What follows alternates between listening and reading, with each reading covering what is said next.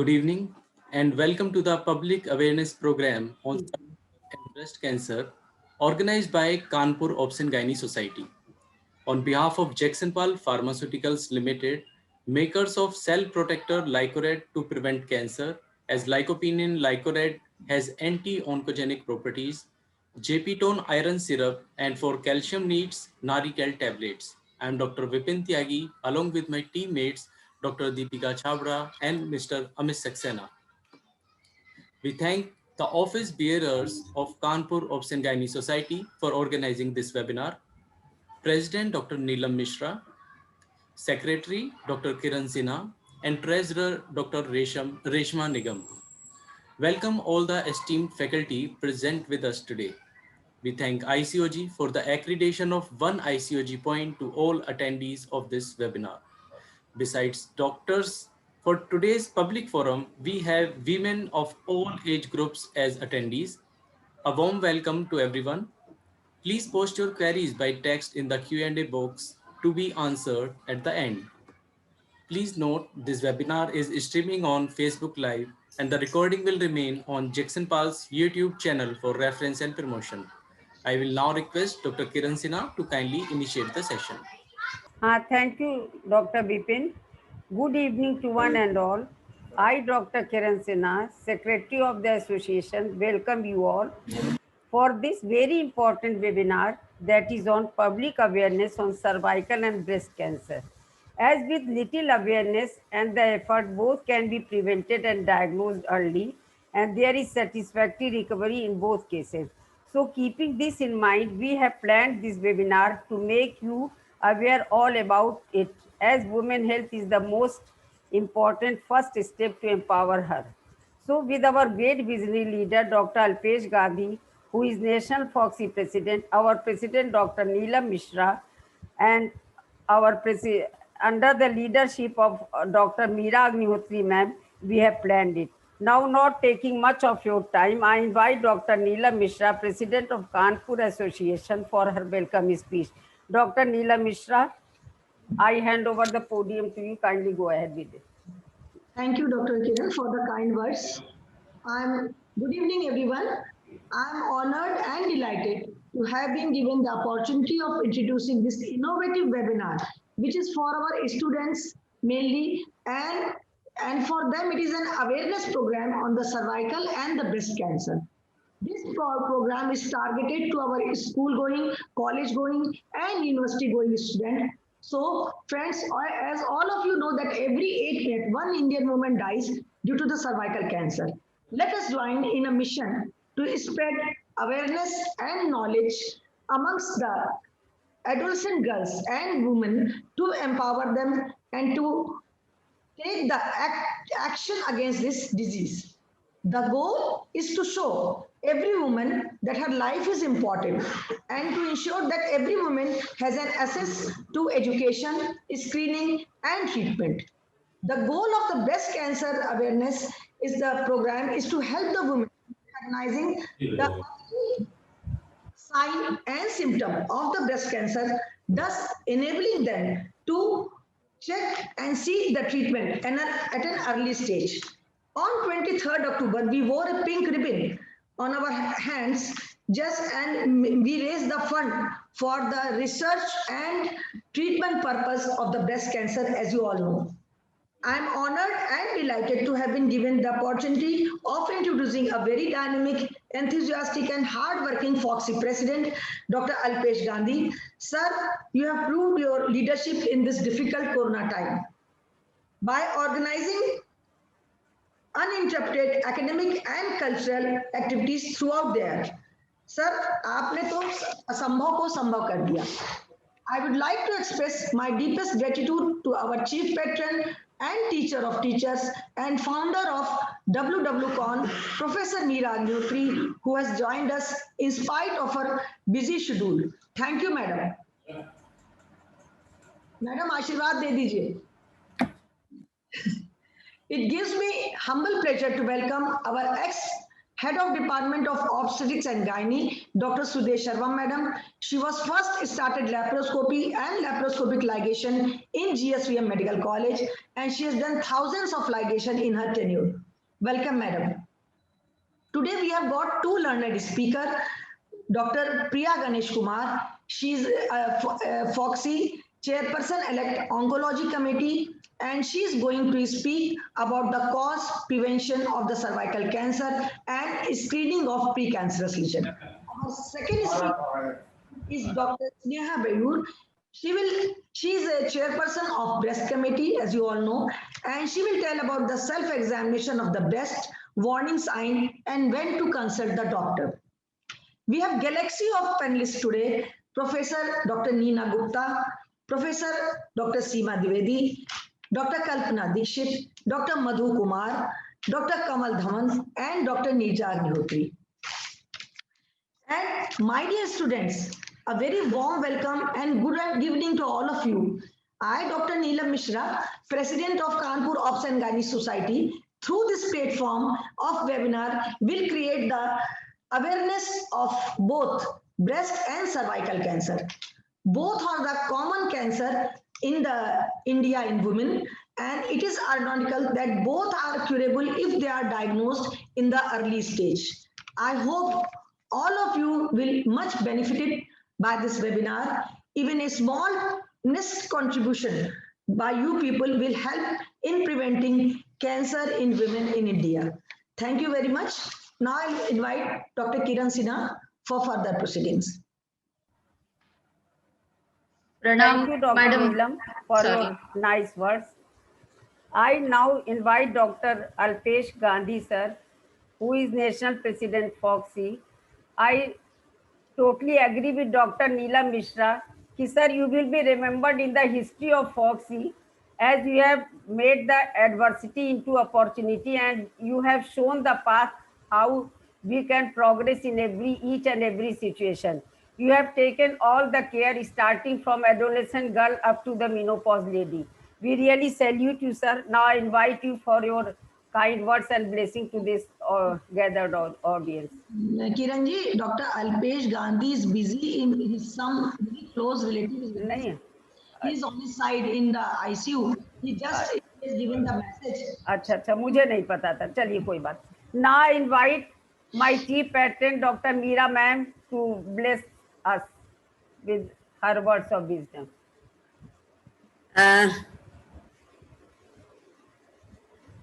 Madam, unmute. Madam, pranam. Meera madam, pranam. Please unmute. Okay. At the outset, I extend my heartfelt gratitude to my own family members for making me and putting me on a platform which is in their heart only. And I reciprocate it with heart. On this occasion, I have to simply remind Alpesh is doing wonders. He has done a good work, especially in the corona period when we are not able to see each other, yet we are close to each other like anything. We are sitting as if we are talking like this. Priya and Priya, our learned speaker, will appreciate it that Meera is sitting just by your side and we can talk like this.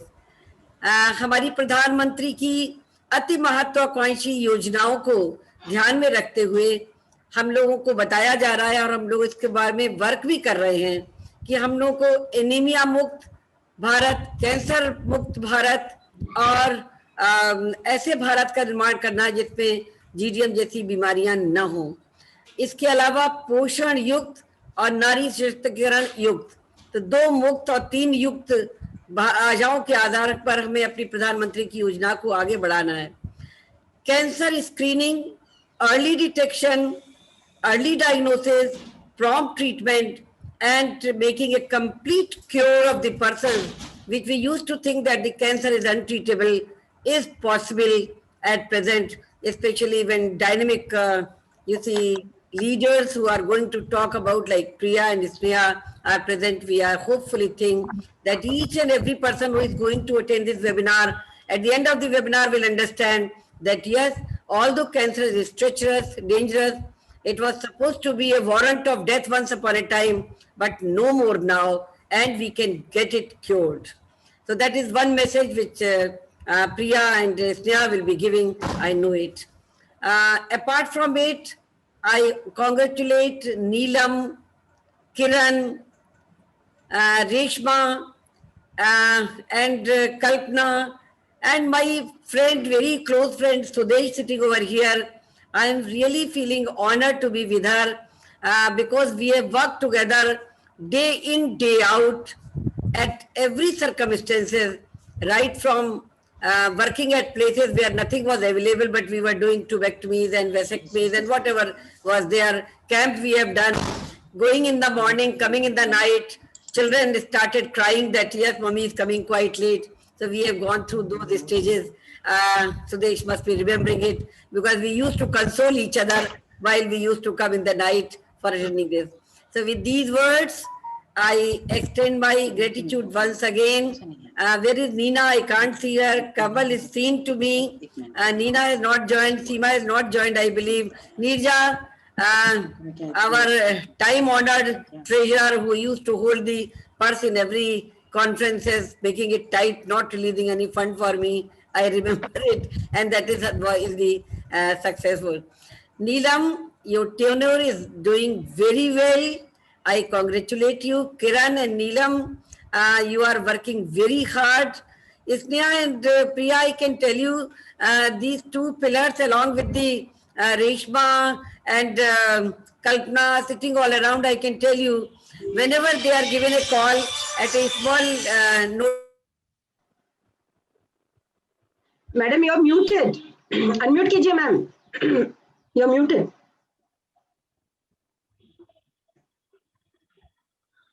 With these words, I extend my heart. Sound Audible? हाँ जी, you're audible, ma'am. Now I extend my heartfelt gratitude, love, and blessings for the grand success of this webinar. And as it is there in the back of your mind that it must reach the last person, and you have involved our girls and other the target audience, which really needs it. Because we can discuss anything in our office and everybody is aware of it. But the target population chosen by Neelam, Kiran and their unit organization is just wonderful. And I just say that it will be a grand success. A number of persons have joined, and I personally feel that Rachna and Archana have also joined because they are going to spread these messages there also. So Kiran, once again, I extend my love and thanks to you all for a wonderful and grand success as usual, which you are getting every time. Thank you, ma'am, for your encouraging words. You are a real symbol of women empowerment because you are yourself doing so much about the women empowerment. Shapat 1000, Pradhan Mantri Yojana, making every woman anemia free, and what you are not doing. And you are real, what should I say, कि आप एक स्तंभ है हमारे पीछे जिससे हमको प्रेरणा मिलती है आगे जाने के लिए. Thank you once again, ma'am. Now I invite Dr. Sudesh Sharma, ma'am, to say few words of blessing. Hello everybody, I really agree with Meera ji. प्रधानमंत्री जी की जो योजना है स्वच्छ भारत स्वस्थ Bharat, that includes to rule out every disease, and to rule out every disease हमें उसको जानना जरूरी है. और जो हमारे स्पेशलिस्ट अपना वो व्यक्तित्व बोलने जा रहे हैं, हमें श्योर है कि जो स्टूडेंट ज्वाइन कर रहे हैं उनको बहुत समझ से अच्छे से समझ आ जाएगा कि हमको शुरू से हाइजीन, प्रदूषण, सब किसको किसकी केयर करनी है जिससे इन बीमारियों के करीब हम कभी पहुंच भी ना पाए. और आई थिंक आज का टॉपिक बहुत ही अच्छा चुना गया है क्योंकि हम सब लोग साथ दे रहे हैं अपने उस नायक का जिसने भारत को वाकई में एक उच्च नाम दे दिया है, दैट इज मोदी जी. तो आई टू एग्री, स्वच्छ भारत एंड स्वस्थ भारत, इसी योजना में ये सब्जेक्ट जुड़ा हुआ है, awareness of cancer, early diagnosis, and if we diagnose early, I hope cancer will be zero. With this word, I again hand over the mic to Thank you, ma'am, for your lovely words. Now we move to our scientific session. First is on cervical cancer. For this, I invite my chairpersons of this first session. First one is Dr. Madhu Kumar. She is senior practicing gynecologist. Dr. Kalpana Dikshit, Senior Secretary, Kanpur Association, and Dr. Seema Dwivedi, Professor in Medical College Gynae Department. Now I request Dr. Kalpana Dikshit to introduce Dr. Priya Ganesh Kumar and invite her for her lecture. Dr. Kalpana, please. Good evening, everyone. It is my privilege to introduce the most hardworking. Am I audible? Yeah. You are audible, Kalpana. It is my privilege to introduce the most hardworking and dynamic speaker, Dr. Priya Ganesh Kumar. She is chairperson-elect Foxy Oncology Committee 221 to 23. She is the colposcopic course convener of WHO, IARC, Foxy, and she has trained almost 1,000 gynecologists all over the country. She is the master trainer of State Government of Maharashtra, Madhya Pradesh, Jammu and Kashmir for cervical prevention under Ayushman Bharat. She is the author of Colposcopy in Practicing Gynecology. She has authored the book. So far, she has performed 60,000 colposcopies and treated 3,000 precancerous lesions, thus saving the unnecessary hysterectomies. She has won many awards, to name few: National Z Swathya Award, Mayor Thane Gaurav Award, Wonder Foxian Award. She is a very hardworking person. Now I will request Dr. Priya to kindly continue. Thank you very much, madam. And first of all, yahi se Sashtang Namaskar, Madam Agnihotri ma'am. You are like my mother, and I have always feel so honored whenever you are there in the lecture. I feel very comfortable. I mean, I get a comfort zone. So, yahi se pranam ma'am, and Neelam madam and Kiran ma'am, namaskar. Swadesh madam, namaskar. And yes, today's topic is very, very important, because having this, that's why I have named this as Ready to Conquer Cervical Cancer. We are all ready for it. हम समझ लेते हैं आज. We have students with us, so मैं आज हिंदी में बोलने वाली हूँ, और हिंदी में ही ये आज, because it's a public awareness event, I feel हम हिंदी में ही बात करते हैं. और मेरे सारे प्रेक्षकों को नमस्कार, और यहाँ से from Mumbai clinic से नमस्कार कर रही हूँ, and I'm actually sitting there only. So अब हम एक्चुअली कैंसर, सर्वाइकल कैंसर के बारे में बातें करेंगे. हमें, जैसे मैडम ने कहा था, ये वो जमाना चला गया है कि जब ना कैंसर एक हमें भीतिदायक लगता था या भय लगता था. हमें कैंसर से पहले तो बहुत डर लगती थी, और कैंसर ये शब्द ही हम अटर नहीं करते थे. हमें लगता था कि अटर करने से ही हो जाता था शायद. तो हम क्या सोचते थे, कैंसर तो हमें नहीं होने वाला है, और ना उसके बारे में बातें करो. अब हम खुल के बात कर रहे हैं. किस लिए बात कर रहे हैं? क्योंकि हम चाहते हैं कि आप कैंसर के प्रति आप समझ लो पहले, क्योंकि ये एक ऐसे एकमात्र कैंसर है जिसे अगर हम अच्छी तरह से समझ लें और पहले ही अच्छी तरह से स्क्रीनिंग या प्रिवेंशन मेथड्स हम यूज कर लें, तो ये बारी नौबत नहीं आएगी. ये देखिए, शिल्पा शेट्टी यहाँ पे जेड गुडी के लाइफ के लिए प्रे कर रही है. अब ये बारी आनी नहीं चाहिए ना किसी के ऊपर.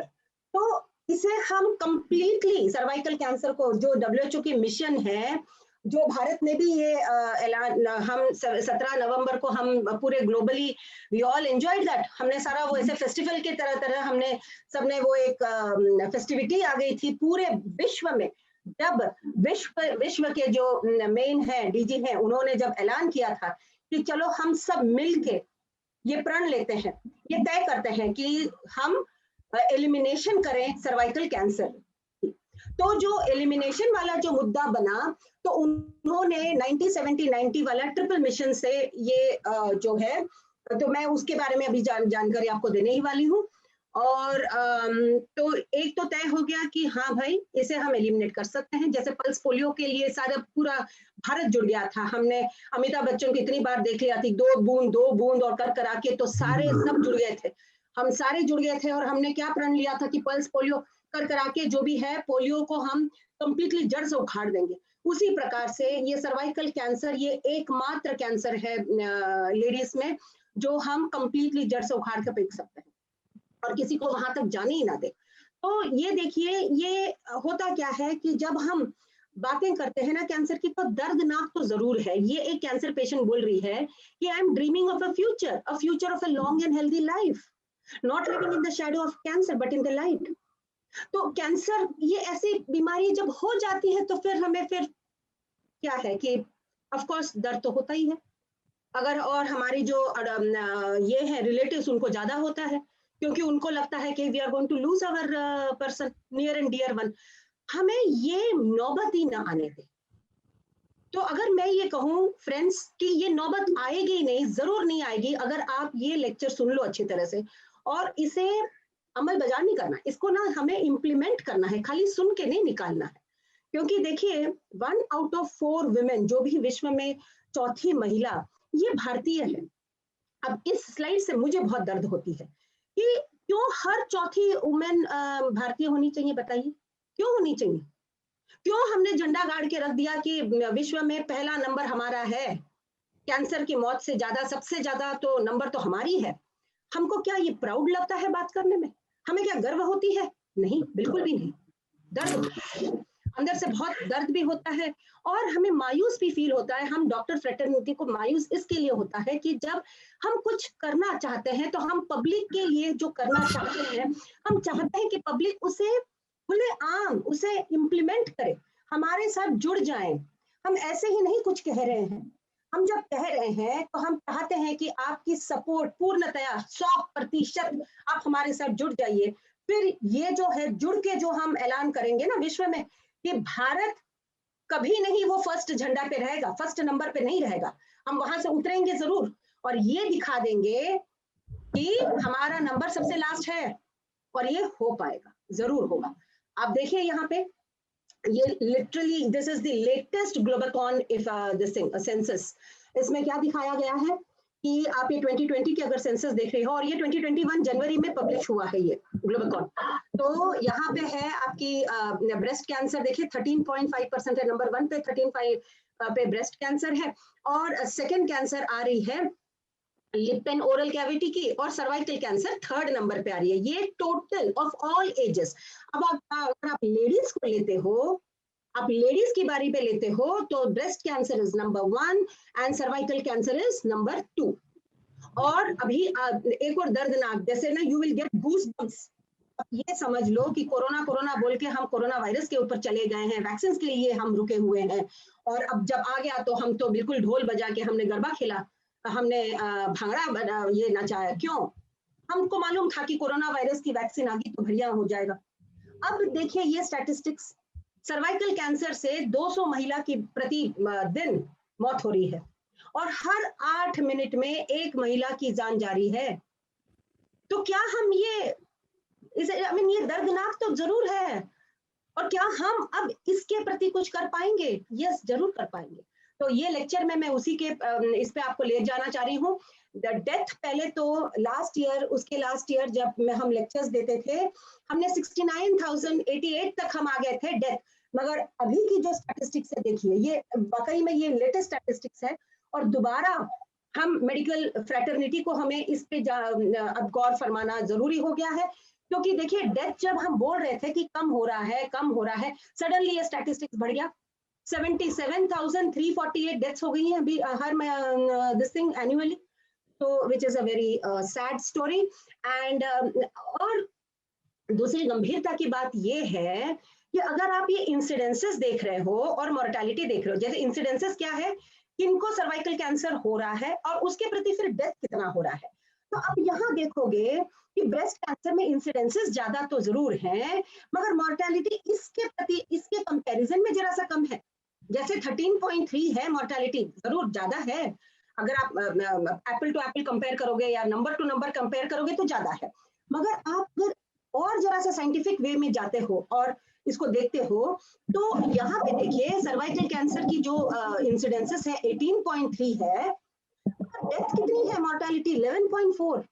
इन द सेंस क्या है कि why is it that there is a lot of mortality? Because cervical cancer की जो सिम्टम्स है, लक्षण है, बिल्कुल भी जो प्री कैंसर्स है उसके लक्षण बहुत लेट स्टेज में हमें समझ में आता है। हालांकि जब आप ब्रेस्ट कैंसर बोलते हो तो हाँ, वी हैव गॉट सर्वाइकल अपनी जो सेल्फ ब्रेस्ट एग्जामिनेशन है, डॉक्टर्स के पास जाते हो तो क्लिनिकल ब्रेस्ट एग्जामिनेशन है, and definitely we have a lot of women dying of breast cancer. तो वो क्लिनिकल ब्रेस्ट एग्जामिनेशन हम समझा देते हैं, सेल्फ ब्रेस्ट एग्जामिनेशन समझा देते हैं। बट आप जब और गांठी, जब हम ब्रेस्ट में गांठियां समझ में आ जाती है तो डेफिनेटली हम तो डर ही जाते हैं और डॉक्टर के पास जाते हैं। मगर सर्वाइकल कैंसर ये एक ऐसे मातृ कैंसर है जिसकी कोई लक्षण तो बस हो गए आपके वाइट डिस्चार्ज। अब सफेद पानी तो किसी को भी होता है ना, और महिला क्या समझ लेती है कि सफेद पानी है तो नॉर्मल है भैया, मैं उसके लिए डॉक्टर के पास क्या जाऊं। और जब डॉक्टर्स को स्क्रीनिंग के लिए कुछ बोलता है या कुछ सलाह दी मिला जाता है तो पहले हम क्या करते हैं, छोड़ दो ना, हम देखते हैं, बाद में करते हैं, अभी इमीडिएटली क्या करना। देखो ये सब जो चीजें होती है ना, जिसके कारण जब वो ना अब एक्चुअली सर्वाइकल कैंसर की लक्षण क्या है कि 2 पीरियड के बीच में महावारी शुरू हो जाना, 2 महावारियों के बीच में, या फिर आप संभोग रखते हो तो उसके बाद में ब्लीडिंग शुरू हो जाना, या फिर अगर मेनोपॉज में एक लेडी चली गई हो, एक महिला मेनोपॉज की हो गई हो और उसको दोबारा से महावारी शुरू हो जाना, ये सब जो लक्षणें हैं ये तब अपने को दिखने आती है जब कैंसर परिपूर्ण हो जाता है। हमें किसी औरत को उस स्टेज तक लेकर ही नहीं जाना है। यही हमारा एक कर्तव्य है। आज का जो प्रोग्राम रचा हुआ है कानपुर सोसाइटी ने, आज मुझे बताया गया है कि 5000 महिला फेसबुक में अटैच हुई हैं, तो मैं ये चाह रही हूँ कि आप लोग गौर से सुनिएगा और समझिएगा कि हम किस प्रकार से अपने आप को बचा पाएंगे। ये मादा प्रजनन प्रणाली है, और जब हम सर्विकल कैंसर कहते हैं तो ये बच्चेदानी का मुख होता है, ठीक है। तो ये है पूरे यूट्रस, और ये अंडाशय, अंडकोश, और ये नलिकाएं, और ये योनि मार्ग, और ये बच्चेदानी का मुंह जो है उसे सर्विक्स कहा जाता है। और अगर हम सर्वाइकल क्या क्या ये हो सकती है, पीड़ा हो सकती है, क्या क्या प्रॉब्लम्स हो सकता है बच्चेदानी के मुख में, अगर हम देखें तो ये नॉर्मल सर्विक्स है ना। और यहाँ पे जो थाले जैसे नजर आ रहे हैं, और यहाँ पे गांठी नजर आ रहे हैं, और यहाँ पे अगर आप देखो तो ये सफेद पानी का स्त्राव दिख रहा है। तो अक्सर क्या होता है कि सफेद पानी की जब स्त्राव होती है ना, तो हम जाते नहीं है, पहले तो स्क्रीनिंग तो कराती नहीं है। स्क्रीनिंग का मतलब क्या है कि जिन महिलाओं को किसी भी लक्षण नहीं हो, वो हंसी खुशी जा रही है अपनी, जैसे हम बीपी चपास देखते हैं, ब्लड प्रेशर देखते हैं तो ही समझ में आता है ना कि आपको हाइपरटेंशन है। ब्लड शुगर चेक करते हैं तो समझ में आता है कि डायबिटीज की प्रॉब्लम है। उसी प्रकार से अगर ये सफेद पानी है, सफेद पानी भी ना हो, आपने क्या है, सर्वाइकल स्क्रीनिंग करना जरूरी है। उसके ऊपर हम आ रहे हैं अभी। और ये देखिए, ये कैंसर तो खुले आम कह रहा है कि तो यू मे नो मी, उसके लिए कोई तकने की तो जरूरी नहीं है, बायोप्सी ले लिया तो समझ में आ गया, कहीं गांठें आ गई तो हमें समझ में आ गया। बट हमें कहाँ देखना है, कहाँ नजर डालनी है, तो नजर हमें इस जगह पे डालनी है। ये देखिए 12% ज्यादा है ना, 10 से 12%, ये पूरा सबमर्ज्ड है, यानी कहीं सेल्स में खराबियां हो रही हैं मगर ये दिखने में नहीं आ रही हैं। ऐसे ही देखें तो नहीं समझ में आ रहा है, मगर वहां पे सेल्स खराब होते जा रही हैं, और कहीं जाकर फिर ये टिप ऑफ आइसबर्ग जैसे उभर के आती हैं। तो आप देखिएगा, एक कैंसर के पीछे 12 से 15 प्री कैंसर है। अब ये प्री कैंसर क्या है वो हम समझते हैं। तो पहले हम समझ में लेते हैं कि ये कैंसर जो है उसके कारण क्या, मूल कारण क्या है। ये एक वायरस है। अगर ये अभी अपनी वर्चुअल कॉन्फ्रेंस नहीं होती तो मैं आप लोगों को कहती कि हाथ उठाइएगा, आप लोगों को कितने लोगों को मालूम था कि cervical cancer is caused because of a virus, क्योंकि ये समझना जरूरी है। और इसकी अगर कारण है तो उसके पीछे वैक्सीन भी अवेलेबल है। कारण ढूंढ लिया तो उसके पीछे तो सोल्यूशन तो आ ही जाता है ना। तो हराल जुर हुसैन ने 2008 में ये पोस्टुलेट दिया था वर्ल्ड को कि परसिस्टेंस ऑफ एचपीवी, यानी एचपीवी का होना, ये एचपीवी किसी को भी हो सकता है, ठीक है। HPV is not like an HIV virus. HPV एक सिंगल सेक्सुअल पार्टनर के साथ भी किसी भी महिला को 80% उसके जो रिप्रोडक्टिव एज ग्रुप है फ्रॉम 15 to 45 ईयर्स, यहाँ पे 80% एचपीवी की लगन होने की संभावना है। मगर इसका मतलब ये नहीं कि अगर आप गूगल करो देखोगे कि सर्वाइकल कैंसर एचपीवी, डर जाओ, नहीं। एचपीवी जैसी होती है, ये एक वायरस है, तो अपने आप में रोग प्रतिकारक शक्ति अच्छी हो तो ठीक तो होने वाली है। जैसे इन्फ्लुएंजा फ्लू वायरस है, फ्लू तो आगे तो 7 दिन में ठीक भी तो हो गई। उसी प्रकार एचपीवी की जब लगन लगती है तो 1 साल में वो ठीक भी हो जाती है। जब वो ठीक नहीं होती या जब वो क्लियर नहीं होती, तब जाके सेल्स में कई खराबियां ले जाती हैं, और वो खराबियां प्री कैंसर होती है, कैंसर नहीं होती। कैंसर होने के लिए तो आपको 15 साल जा रहा है। तो अब आप देखिए, एचपीवी में 2 प्रकार होती है, एक तो हाई रिस्क और एक लो रिस्क। अब ये जो हाई रिस्क है, होता क्या है, इसकी स्पेक्ट्रम क्या है, मस्से आपने समझा होगा कि यहाँ नेक में चट्टे जैसे मस्से आ जाते हैं ना, जिसे हम वॉट्स कहते हैं। तो वॉट्स का भी एक प्रकार होता है, वो लो रिस्क वायरस करता है। और फिर जो है, अगर आप यहाँ देखते हो, मैंने जैसे ना ये इसको 4 क्षेत्र में ये किया है ना, विभाजित किया है। तो एक प्रकार तो नॉर्मल दिख लिया, चलो ठीक है, एक में तो कैंसर दिख लिया, चलो वो भी ठीक है। अब ये देखिए, ये 2/4 हिस्सा, ये 2/4 हिस्सा लगभग आधा जो है, यहाँ पे कोई तो छाले हैं जो नजर में नहीं आ रहा है, उसके लिए कोई हम टेस्टिंग करते हैं तो समझ में आ जाता है कि भाई यहाँ पे प्री कैंसर है, और फिर जाके वो कैंसर पे बदलाव ले आता है, उसके लिए भी 15 साल लगता है। तो हम क्या देख रहे हैं, हम देख रहे हैं कि अगर वो प्री कैंसर को हम पकड़ ले, उसकी ट्रीटमेंट कर लें, तो क्यों कोई कैंसर तक जाएगा।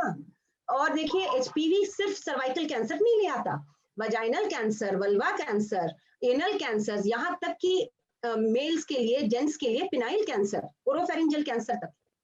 अब जब हम एचपीवी की बातें करते हैं, तो एचपीवी क्या ले आता है, जरा सा बदलाव ले आता है सेल्स पे। जो बदलाव आता है वो हम साइटोलॉजी से या प्रैक्टिस से समझ में आ जाता है हमें। अगर मान लीजिए समझ में आ गया तो भी डरने की वाली तो बात है नहीं, क्योंकि आजकल एचपीवी की टेस्टिंग भी तो अवेलेबल है। तो हम पहले तो समझ ही लेते हैं कि एचपीवी की टेस्ट अगर कर लेते हैं, वो हाई रिस्क में आ जाती हैं वो लेडीज, पैप टेस्ट कर लेते हैं, जिससे हम समझ में आ जाता है कि सेल्स में बदलाव आई हैं।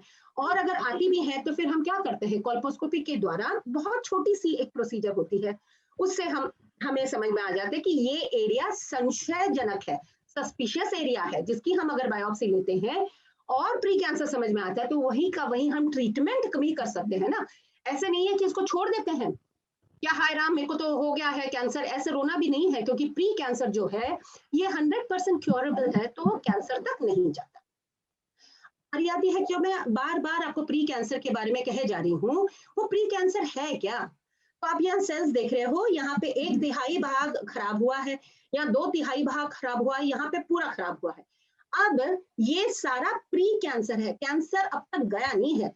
कैंसर तब होता है जब वो अंदर छेद के जाता है, तब उसे कैंसर कहा जाता है।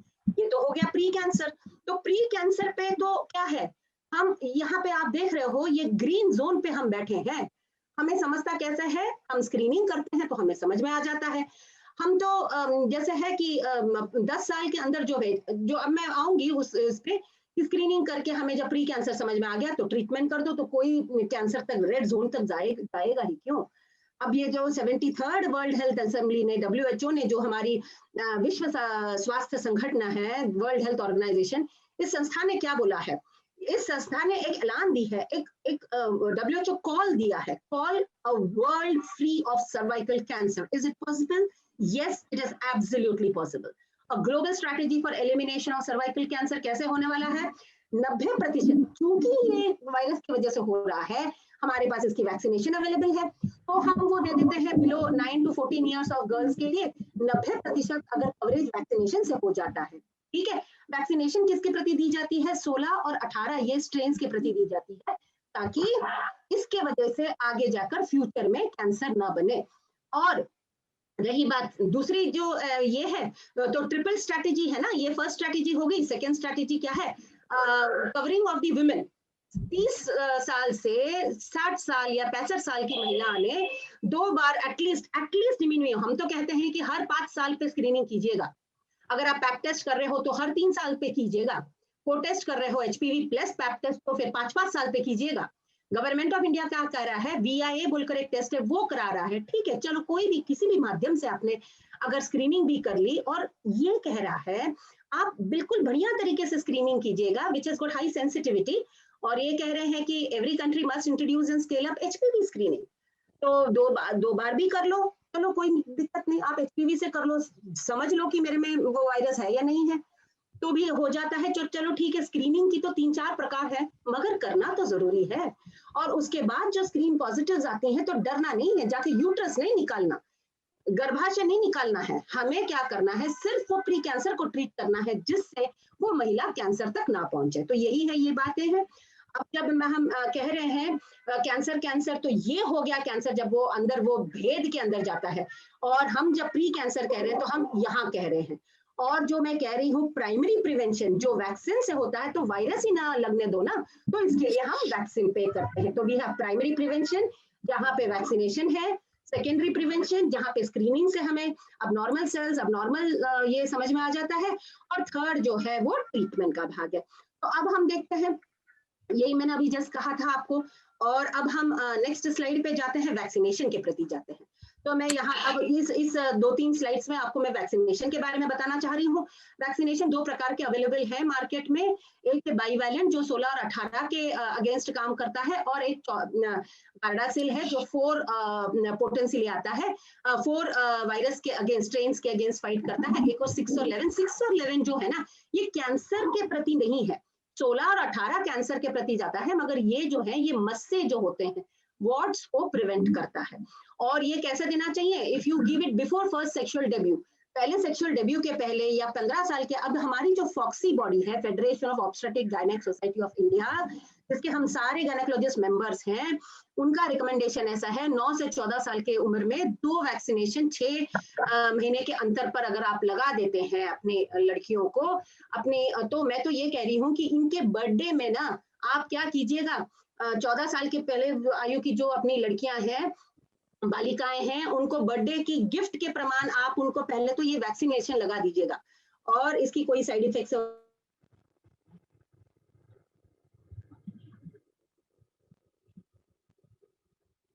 As of 15 years to 45 years, 45 साल तक हम दे सकते हैं। अगर कोई यहाँ पे चुप गया, 2 इंजेक्शंस नहीं ले पाया, तो 3 डोसेस पे काम हो जाता है।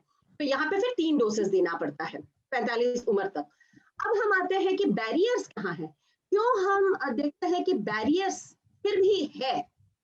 एक तो हेल्थ केयर, क्योंकि यहाँ पे स्टूडेंट्स भी हैं, कॉलेज स्टूडेंट्स, हमारी मेडिकल कॉलेज की स्टूडेंट्स भी हैं, तो हम यहाँ पे जरा सा हेल्थ केयर प्रोवाइडर्स की बैरियर्स भी बता देंगे। क्योंकि किसी को लगता है कि भाई ये पीडियाट्रिशियन का डोमेन है, किसी को लगता है कि क्या स्क्रीनिंग करें, तो किसी को लगता है कि यार काउंसलिंग करते करते हम थक जाते हैं, तो हमें उसके ऊपर भी ये करना होगा। और बैरियर्स अमंग्स पेशेंट क्या है, अगर हम कहते भी है ना आप वैक्सीनेशन ले लो, पहले तो आप लोगों को लगने लगता है कि भाई छोटी बच्ची है, कितनी डोसेस पिलाएंगे, छोड़ो ना, वो तो अभी तक सेक्सुअली एक्टिव भी नहीं है, क्या उसको वैक्सीन देना।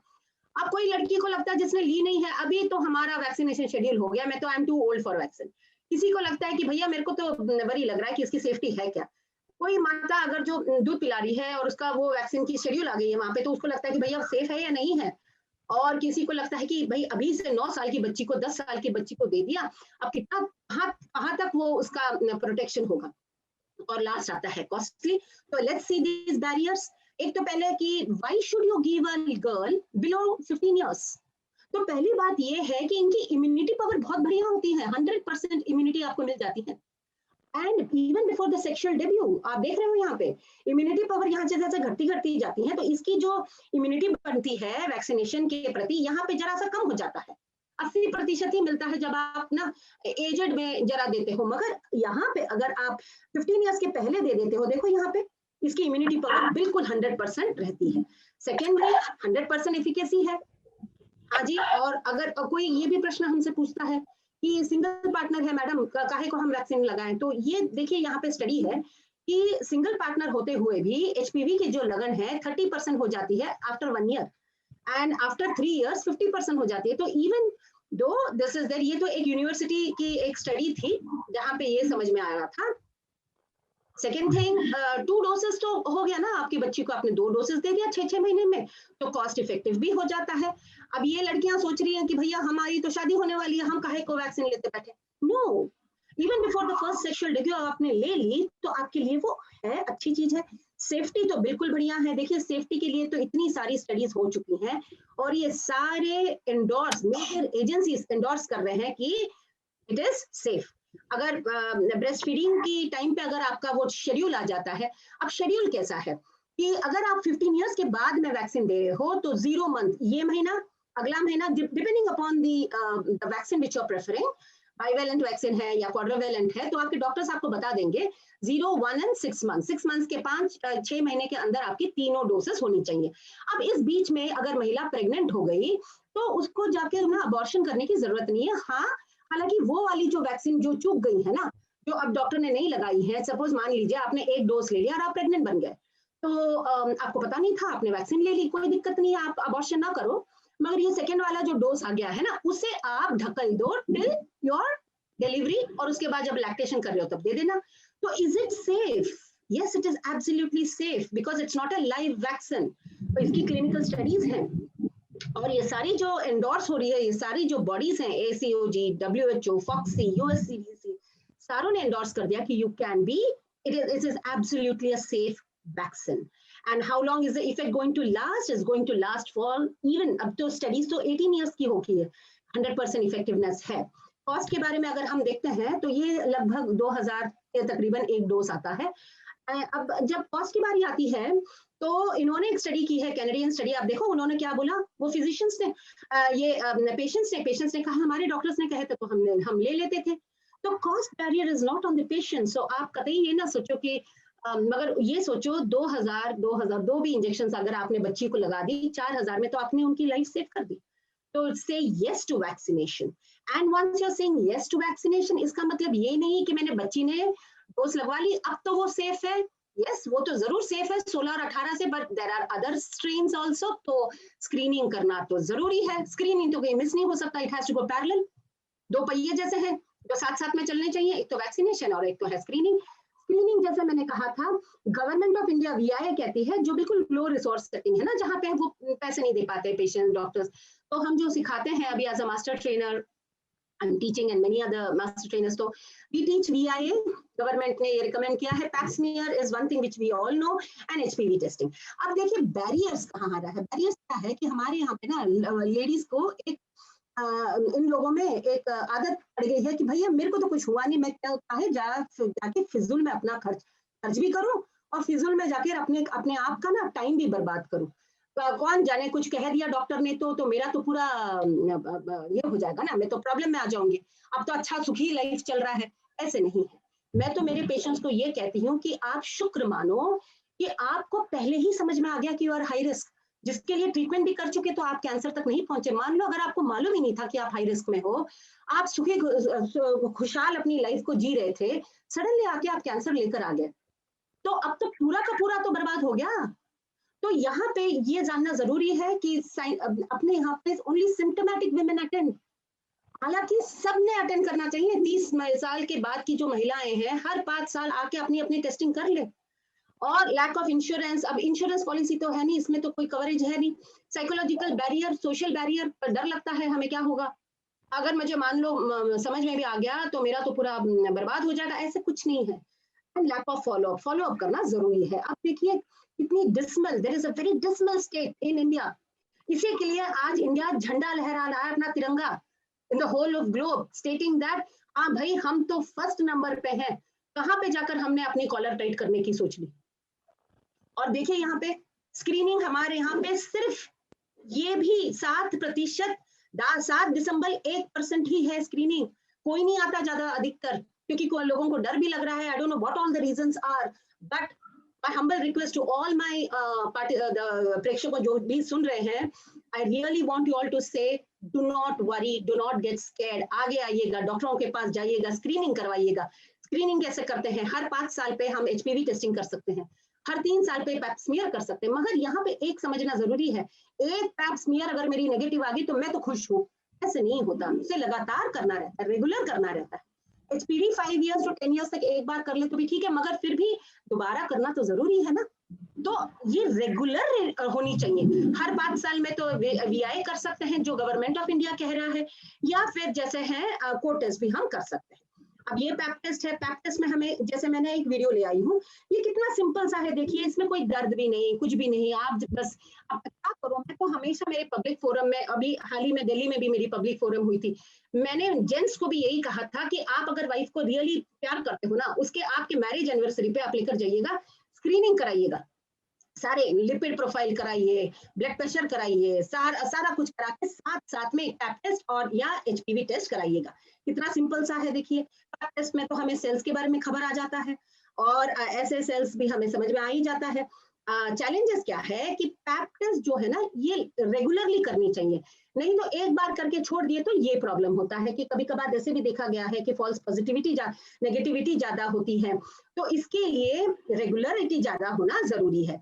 अब हम आते हैं, ये VIA टेस्ट है, ये बिल्कुल सिंपल सा टेस्ट, बिल्कुल इसमें कुछ लगता ही नहीं है। जैसे आप गए, डॉक्टर ने एक छोटी सी एक लिक्विड लगा दी 5% एसिटिक एसिड, उसमें से कहीं जो व्हाइटनेस उभर के आती है वो हमें क्या करना है, अगर ऐसे कुछ पॉजिटिव्स आती हैं तो हम क्या करते हैं, स्क्रीन पॉजिटिव्स को ये कोल्पोस्कोप द्वारा निरीक्षण करते हैं। निरीक्षण जो होती है ये भी बिल्कुल सिंपल सी होती है, कहीं कुछ 5 मिनट की तो लगती है कोल्पोस्कोपी करने, या 5 या 10 मिनट, और हमें जो छिपे हुए सस्पिशियस एरिया उभर के आते हैं, देखो ऐसे, और अगर जैसे उभर के आते भी हैं तो हम क्या करते हैं, उसे छोटी सी बायोप्सी ले लेते हैं। यहाँ भी तकलीफ नहीं होता, बिल्कुल it is not at all painful. और बायोप्सी में हमें क्या समझ में आता है कि भाई आप कैंसर नहीं ढूंढ रहे हैं, आप लोग डरिएगा नहीं, ये वर्ड मैं यूज कर रही हूँ, ये वर्ड ही नहीं यूज करना है मुझे, मैं तो सिर्फ ये प्री कैंसर बोल रही हूँ, जहां पे हमें माइक्रोस्कोप के अंदर समझ में आ जाता है कि सेल्स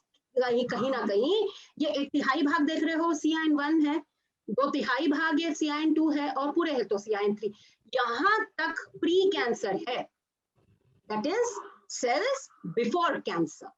देखो कितनी खुश नसीब है हम लोग कि हमारे पास आज ऐसे टेक्निक है जहां पे हम, क्या वो प्री कैंसर में है कि नहीं वो समझ में आ ही जाता है हमें, और अगर समझ में आ भी गया, हाय राम बोलकर माथा पीटना नहीं है, क्योंकि हमने देखे हैं पेशेंट्स को, जरा सा क्या कह दिया कि यहाँ पे तो इनकी तो चक्कर आ गई है, तो वो तो टेंशन पे आ गए, नहीं, और जाके डायरेक्टली जाके यूट्रस निकाल देते हैं, नहीं, our purpose is save uterus. क्योंकि मैं ऐसे कहती हूँ लोगों को, मेरे पूरे मेरे जितने मेरे सेंटर्स हर जगह पे हैं, 26 से 27 सेंटर्स है पैन इंडिया, हम ऐसे कहते हैं लोगों को कि अगर आपका एक दांत गिर गया हो तो क्या आप पूरी ये जबड़ा निकाल देते हो, जॉ निकाल देते हो, नहीं। क्या हाथ में फुंसी आ गई तो हाथ काट देते हो, नहीं, आप बस उतने ही निकालते हो ना। उसी प्रकार से अगर कहीं सस्पिशियस एरिया है तो क्रायोथेरेपी, लीप थेरेपी, उतने ही जगह को ठीक कर दिया ना, तो यूट्रस निकालने की जरूरत नहीं है। अब देखिए, मैं एक छोटी सी वीडियो ले आई हूँ आपको कि क्रायोथेरेपी हंसते खेलते ये ट्रीटमेंट हो जाती है, हंसते खेलते। यहाँ पे क्या होता है, सेल्स फ्रीज होती हैं to the degree of -68 degree centigrade, तो वहां पे ना जो सेल्स के अंदर की पानी है वो बर्फ हो जाती है, इट बिकम्स क्रिस्टलाइज्ड। सेल्स जो होती हैं वो खराब सेल्स वो डीनेचर होके अपने आप में पानी की तरह बह जाती हैं, और जो नए सेल्स निकलते हैं वो देखिए, ये दिख रहा है आपको, पूरा जो सेल्स है वो क्लियर हो गया। अब ये जो महिलाएं हैं हंसते खेलते हमारे से ट्रीटमेंट ले रही हैं, 5-10 में 15 मिनट का तो ट्रीटमेंट है। तो क्रायोथेरेपी जैसी ट्रीटमेंट्स हैं। Then you have another treatment, देखिए ये मैं पिक्चर भी ले आई हूँ आप लोगों को समझने के लिए कि ये खराब एरिया है कोल्पोस्कोपी में, मैं समझा, हमने यहाँ पे क्रायो करके देखिए कितना बढ़िया हो गया। इसकी जो 3 महीने के बाद 6 महीने के बाद रीलुक कोल्पोस्कोपी के लिए आती है तो बिल्कुल साफ क्लियर। उसके लिए यूट्रस क्यों निकालें, जैसे यहाँ पे देखिए ये खराब हुआ है, हमने क्रायो करने के बाद वो बिल्कुल ठीक हो गया। तो cryotherapy is a very unique therapy. हम इसे मास स्केल पे भी हम करते हैं, जहाँ पे हम कैंप्स लगाते हैं ना, वहाँ पे CN3 पे कर देते हैं। अब ये एक और मैं वीडियो एक दूसरी लेकर आई हूँ, जरा सा ज्यादा अगर हो गया है, CIN3 तक अगर पहुंच गया है, कैंसर नहीं, दोबारा मैं कह रही हूँ, कैंसर के पहले जो CIN1, 2 थी, 2/3 भाग जो मैं कह रही थी, या 3/3 पूरा भाग अगर खराब हो रहा हो, तो भी हम उसे एक बढ़िया तरीके से अंडर लोकल एनेस्थीसिया हम इसे निकाल सकते हैं। अब मैं ये वीडियो फास्ट इसलिए चला रही हूँ ताकि जो मुझे दिखाना है वो दिखा रही हूँ कि ये ना हमें इवन जनरल एनेस्थीसिया की जरूरत नहीं है। हम क्या कर रहे हैं, ऐसे टूथ निकालते वक्त उसी जगह को हम एनेस्थीसिया देते हैं ना, उसी प्रकार से इस जगह, ये अब खराब एरिया है, इस जगह को हम एनेस्थीसिया दे रहे हैं, लोकल एनेस्थीसिया। ये पेशेंट हमसे हंसते खेलते हमारे साथ बातें करते करते ये ट्रीटमेंट ले रही है, और इसके बाद हम क्या कर रहे हैं, यहाँ पे एक, इसे जरा जल्दी से कर लो, हाँ, अब देखिए इलेक्ट्रोड से इलेक्ट्रिसिटी से जुड़ा है, चूंकि यहाँ पे हमने एनेस्थीसिया दिया है, ये बिल्कुल भी कतई दुखता नहीं है, कतई नहीं दुखता। और देखिए कितनी अच्छी तरह से इसकी पूरी स्लाइस लेके इसे निकाल दी जा रही है। अब जब वो नया सेल्स बनता है तो बढ़िया तरीके से बनता है और ये पूरा जो खराब पार्ट है वो सारा क्लियर हो गया। तो ये एक प्रकार का ट्रीटमेंट है। अब हम दूसरे ट्रीटमेंट पे जाते हैं, थर्मो। ये भी जैसे इलेक्ट्रिसिटी से, जब जैसे हमने बर्फ से सिकाई की थी, ये जरा सी इलेक्ट्रिसिटी से जरा हीटेड सिकाई हो रही है, सेक रहे हैं ये भाग को, इसे हम थर्मोकोएगुलेशन कहते हैं। और इससे क्या हो रहा है, देखिए ये जो सेल्स हैं इसके अंदर के जो है वो डीनेचर होके जो सेल्स खराब है वो अपने आप में निकल जाता है, इसको भी एनेस्थीसिया की जरूरत नहीं है। तो आप समझ रहे हो कि ये सारा जो सेल्स है, देखो ये बिल्कुल क्लियर हो गया। अब जो नए सेल्स बनेंगे वो अच्छा बनेंगे। तो यही भाग है कि if we all really understand this science well, ना यूट्रस निकालने की जरूरत है, ना किसी को कैंसर तक जाने की जरूरत है। और can India make a difference? भाई बहनों जो आप मेरे साथ हो और मेरे बच्चे, मेरे स्टूडेंट्स जो आप सुन रहे हो ये सारी बातें, आप लोगों को इस मकसद को लेकर जाना है। हम लोग आपके सिवा तो वी आर नोवेयर। जब तक हमें पब्लिक की ये नहीं मिलती ना, साथ नहीं मिलती, कितने भी साइंस हम लेकर आ जाए, पब्लिक के साथ नहीं मिलती हो तो फिर हम कुछ नहीं कर पाते हैं। It's not a dead and, it's an alternative ending. और मंजिलें उन्हीं को मिलती हैं जिनकी सपनों में जान होती है। यूं ही पंख होने से कुछ भी नहीं होता, हौसले से उड़ान होती है। Dear friends, you girls are all young girls, I want you all to take up this, become an ambassador. आप एम्बेसडर बन जाओ, आपके कॉलेजेसों में, आपके यूनिवर्सिटियों में बातें करना सीखो। आप चाहिए तो हम आपको पूरे वीडियोस, मैंने जो यूट्यूब की वीडियोस बनाई है, मैं नीलम मिश्रा के या किरण शुक्ला मैडम के इस पे सिन्हा के मैडम पे भेज देती हूँ। हिंदी में वीडियोस हैं, सारे लैंग्वेजेस में वीडियोस बना के रखे हुए हैं। वी विल सर्कुलेट, आप उसे आगे भी सर्कुलेट कीजिएगा। सर्वाइकल कैंसर मुक्त भारत जो हमारी ड्रीम है, सबकी ड्रीम है, उसे हम रियलिटी पे बदलेंगे। We are all leaders और आप, you people are youth leaders. आप लोग लीडर्स हो, ज्वाइन हो जाइएगा। We will make India cervical cancer free. Thank you very much. Ray of hope छोड़ के मैं आप लोगों से जा रही हूँ। And I am with you. Thank you very much. We are all with you. Thank you, Dr. Priya, for your wonderful talk. I think कि जितने भी बच्चे और जितने भी आज पब्लिक हमारे साथ जुड़ी है उनको जरूर कुछ फायदा हुआ होगा। और वो अब जो कैंसर के नाम से डरते हैं वो बिल्कुल इस बात से मुक्त हो जाएंगे कि डरने की कोई बात नहीं है। Now I invite my chairperson. Is Dr. Madhu Kumar there? Hello. Dr. Seema is there? हाँ नमस्कार ma'am. Seema, can you give concluding remark to Dr. Priya Ganesh Kumar talk? बिल्कुल बिल्कुल ma'am. Thank you ma'am for such an elaborate talk and that too in such an eloquent language. जो सब ये जितने भी हमारे दर्शक थे वो सब बहुत अच्छे से सुन पाए, इंटरप्रेट कर पाए और पूरा आपने टोटल अच्छे से कवर किया है और कैसे उसका निराकरण है ये सब भी बताया। गवर्नमेंट सारी जो पॉलिसीज इसके लिए है, तो ये दर्शकों के लिए एक बहुत ही इम्पोर्टेंट संदेश है कि वो इसके बारे में चैतन्य रहें। और सबसे जो जरूरी है वो है चारित्रिक शुचिता और समय पे जो अपनी स्वच्छता भी, तो मेंस्ट्रुअल हाइजीन, अपना personal hygiene and maintaining a proper sexual relationship with one partner, that is also very important. सारी चीजों को मैडम ने बहुत अच्छे से एलैबोरेट किया है। Thank you ma'am so much for this is a very great campaign from COGS and FOGSI also towards the wellness of women. Mission Shakti का यही असली जो आप लोग सब लोग मिल करके जो कर रहे हैं, हमारी नारियां अवश्य ही सशक्त होंगी। Thank you Kiran ma'am, thank you so much. Thank you. Thank you doctor Seema. ये बात तो किरण जी आपका जब तक हमको पब्लिक का साथ नहीं मिलता तो डॉक्टर प्रिया गणेश कुमार जैसे या डॉक्टर मीरा अग्निहोत्री मैम जैसे या नीलम मिश्रा, किसी का भी कोई विजन हो, लेकिन अगर हमको पब्लिक का साथ नहीं मिलता तो हम सिर्फ पढ़ करके रह जाएंगे और अपने साथ कब्र में लेके चले जाएंगे।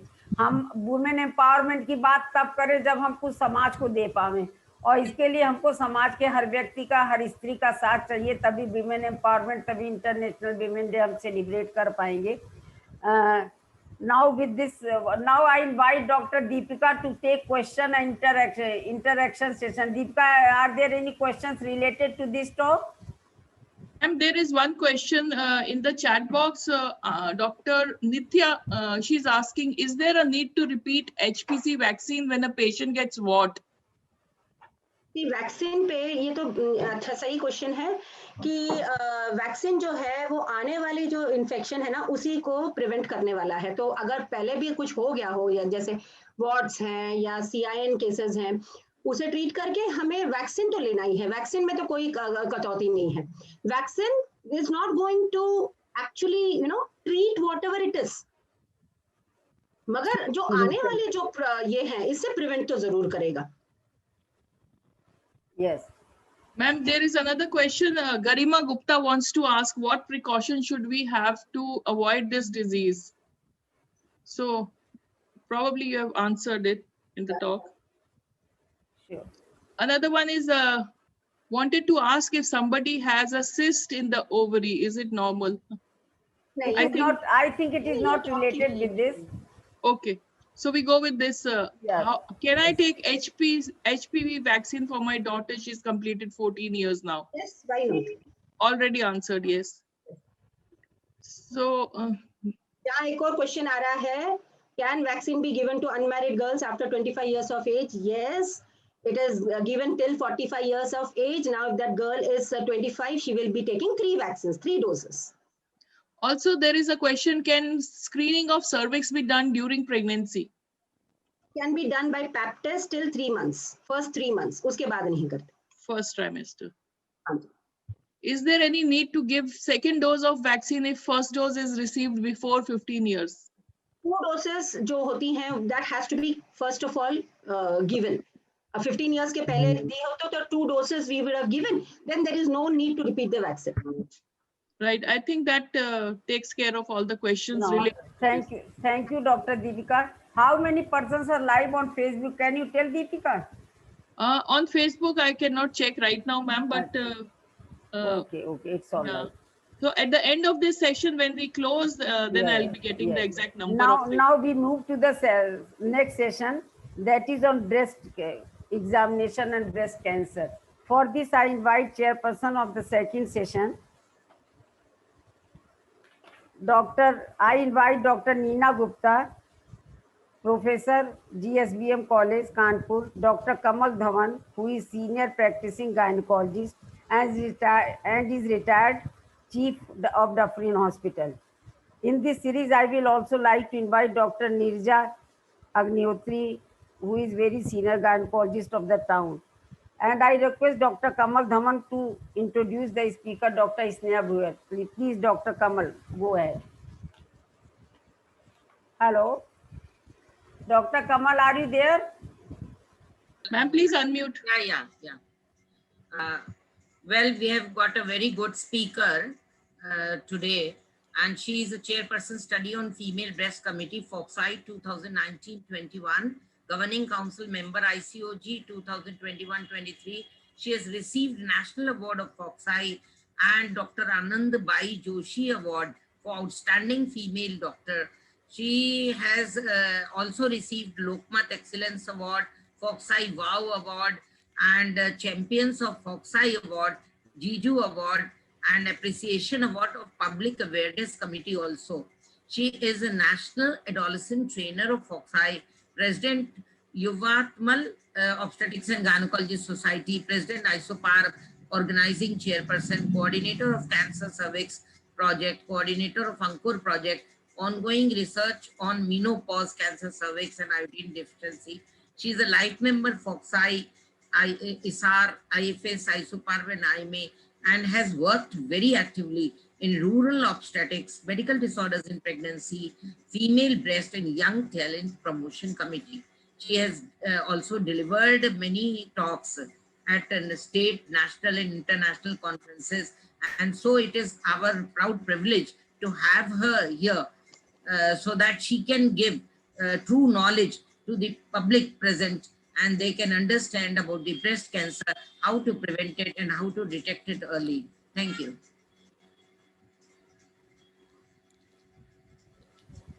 Thank you so much, Dr. Kamal Dhawan, madam.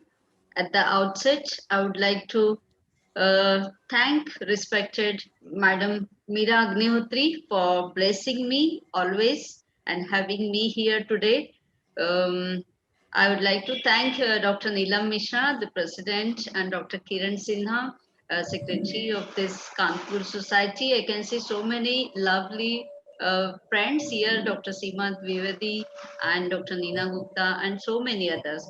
After this stormy talk by Dr. Priya Ganesh Kumar, I would like to take you through this breast cancer, I can say breast cancer awareness, introduction to the common public and how to screen, how to come to the early diagnosis and how to save our women from this deadly disease. So जैसे कि मुझे बताया गया है, doctor किरण से मेरी बात हुई है कि public, common public, non medicos ज्यादा ज्वाइन होने वाले हैं, तो मैं यही सोच रही हूँ कि मैं भी हिंदी में बात करूँ और जितना पॉसिबल है मैं एक्सप्लेन करने की कोशिश करूँ। तो जैसे कि हम लोगों ने अभी अभी सुना है, डॉक्टर प्रिया ने बहुत इम्प्रेसिवली बताया है कि सर्वाइकल कैंसर और ब्रेस्ट कैंसर, ये जो दो कैंसर्स है, दुनिया के सारी महिलाओं की मृत्यु के दो प्रमुख कारण है। पहले ऐसे होता था कि पाश्चिमात्य देशों की ये बीमारी है, ज्यादातर वेस्टर्न वर्ल्ड की विमेन को ये होती है, क्योंकि हम ऐसा सोचते थे कि उन महिलाओं को बच्चे नहीं होते या कम बच्चे होते हैं या वो हम ब्रेस्ट फीडिंग नहीं करती है, इस वजह से उनके वेस्टर्न वर्ल्ड में, पाश्चिमात्य देशों में ये बीमारी बहुत ज्यादा है।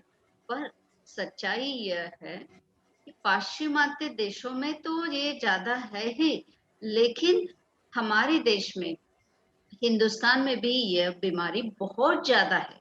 इंसिडेंस स्टैटिस्टिक्स हम थोड़ी देर बाद इसके बारे में सुनेंगे, पर ये बात है कि पाश्चिमात्य देशों में यह बीमारी बहुत ज्यादा है, फिर भी वहां की महिलाओं की जो मौत है उसका प्रमाण कम है। सोचने वाली बात है कि महिलाओं के केसेस ज्यादा है, कैंसर के केसेस नंबर ज्यादा है, पर मृत्यु के प्रमाण बहुत कम है, हम लोगों से बहुत कम है। कारण मीमांसा अगर हम करते हैं तो ये देखा जाता है कि वहाँ जो महिलाएं कैंसर के डायग्नोसिस जिनका होता है वो बहुत अर्ली स्टेज में आते हैं, यानी उनका बहुत अर्ली स्टेज 1 या अर्ली स्टेज 2 में उनका डायग्नोसिस होता है, ताकि उनकी जो ट्रीटमेंट है वो पूरी तरह से अच्छे से होके वो कैंसर टोटली इरेडिकेट होता है। दूसरा इसका रीजन ऐसे है कि वहाँ ऑर्गेनाइज स्क्रीनिंग है जो गवर्नमेंट द्वारा है। हमारे देश में ब्रेस्ट कैंसर के लिए आज तक अभी तक कोई भी स्क्रीनिंग प्रोग्राम्स नहीं बने हैं, और इसीलिए हम उसे बोलते हैं कि अपॉर्चुनिस्टिक स्क्रीनिंग करिए।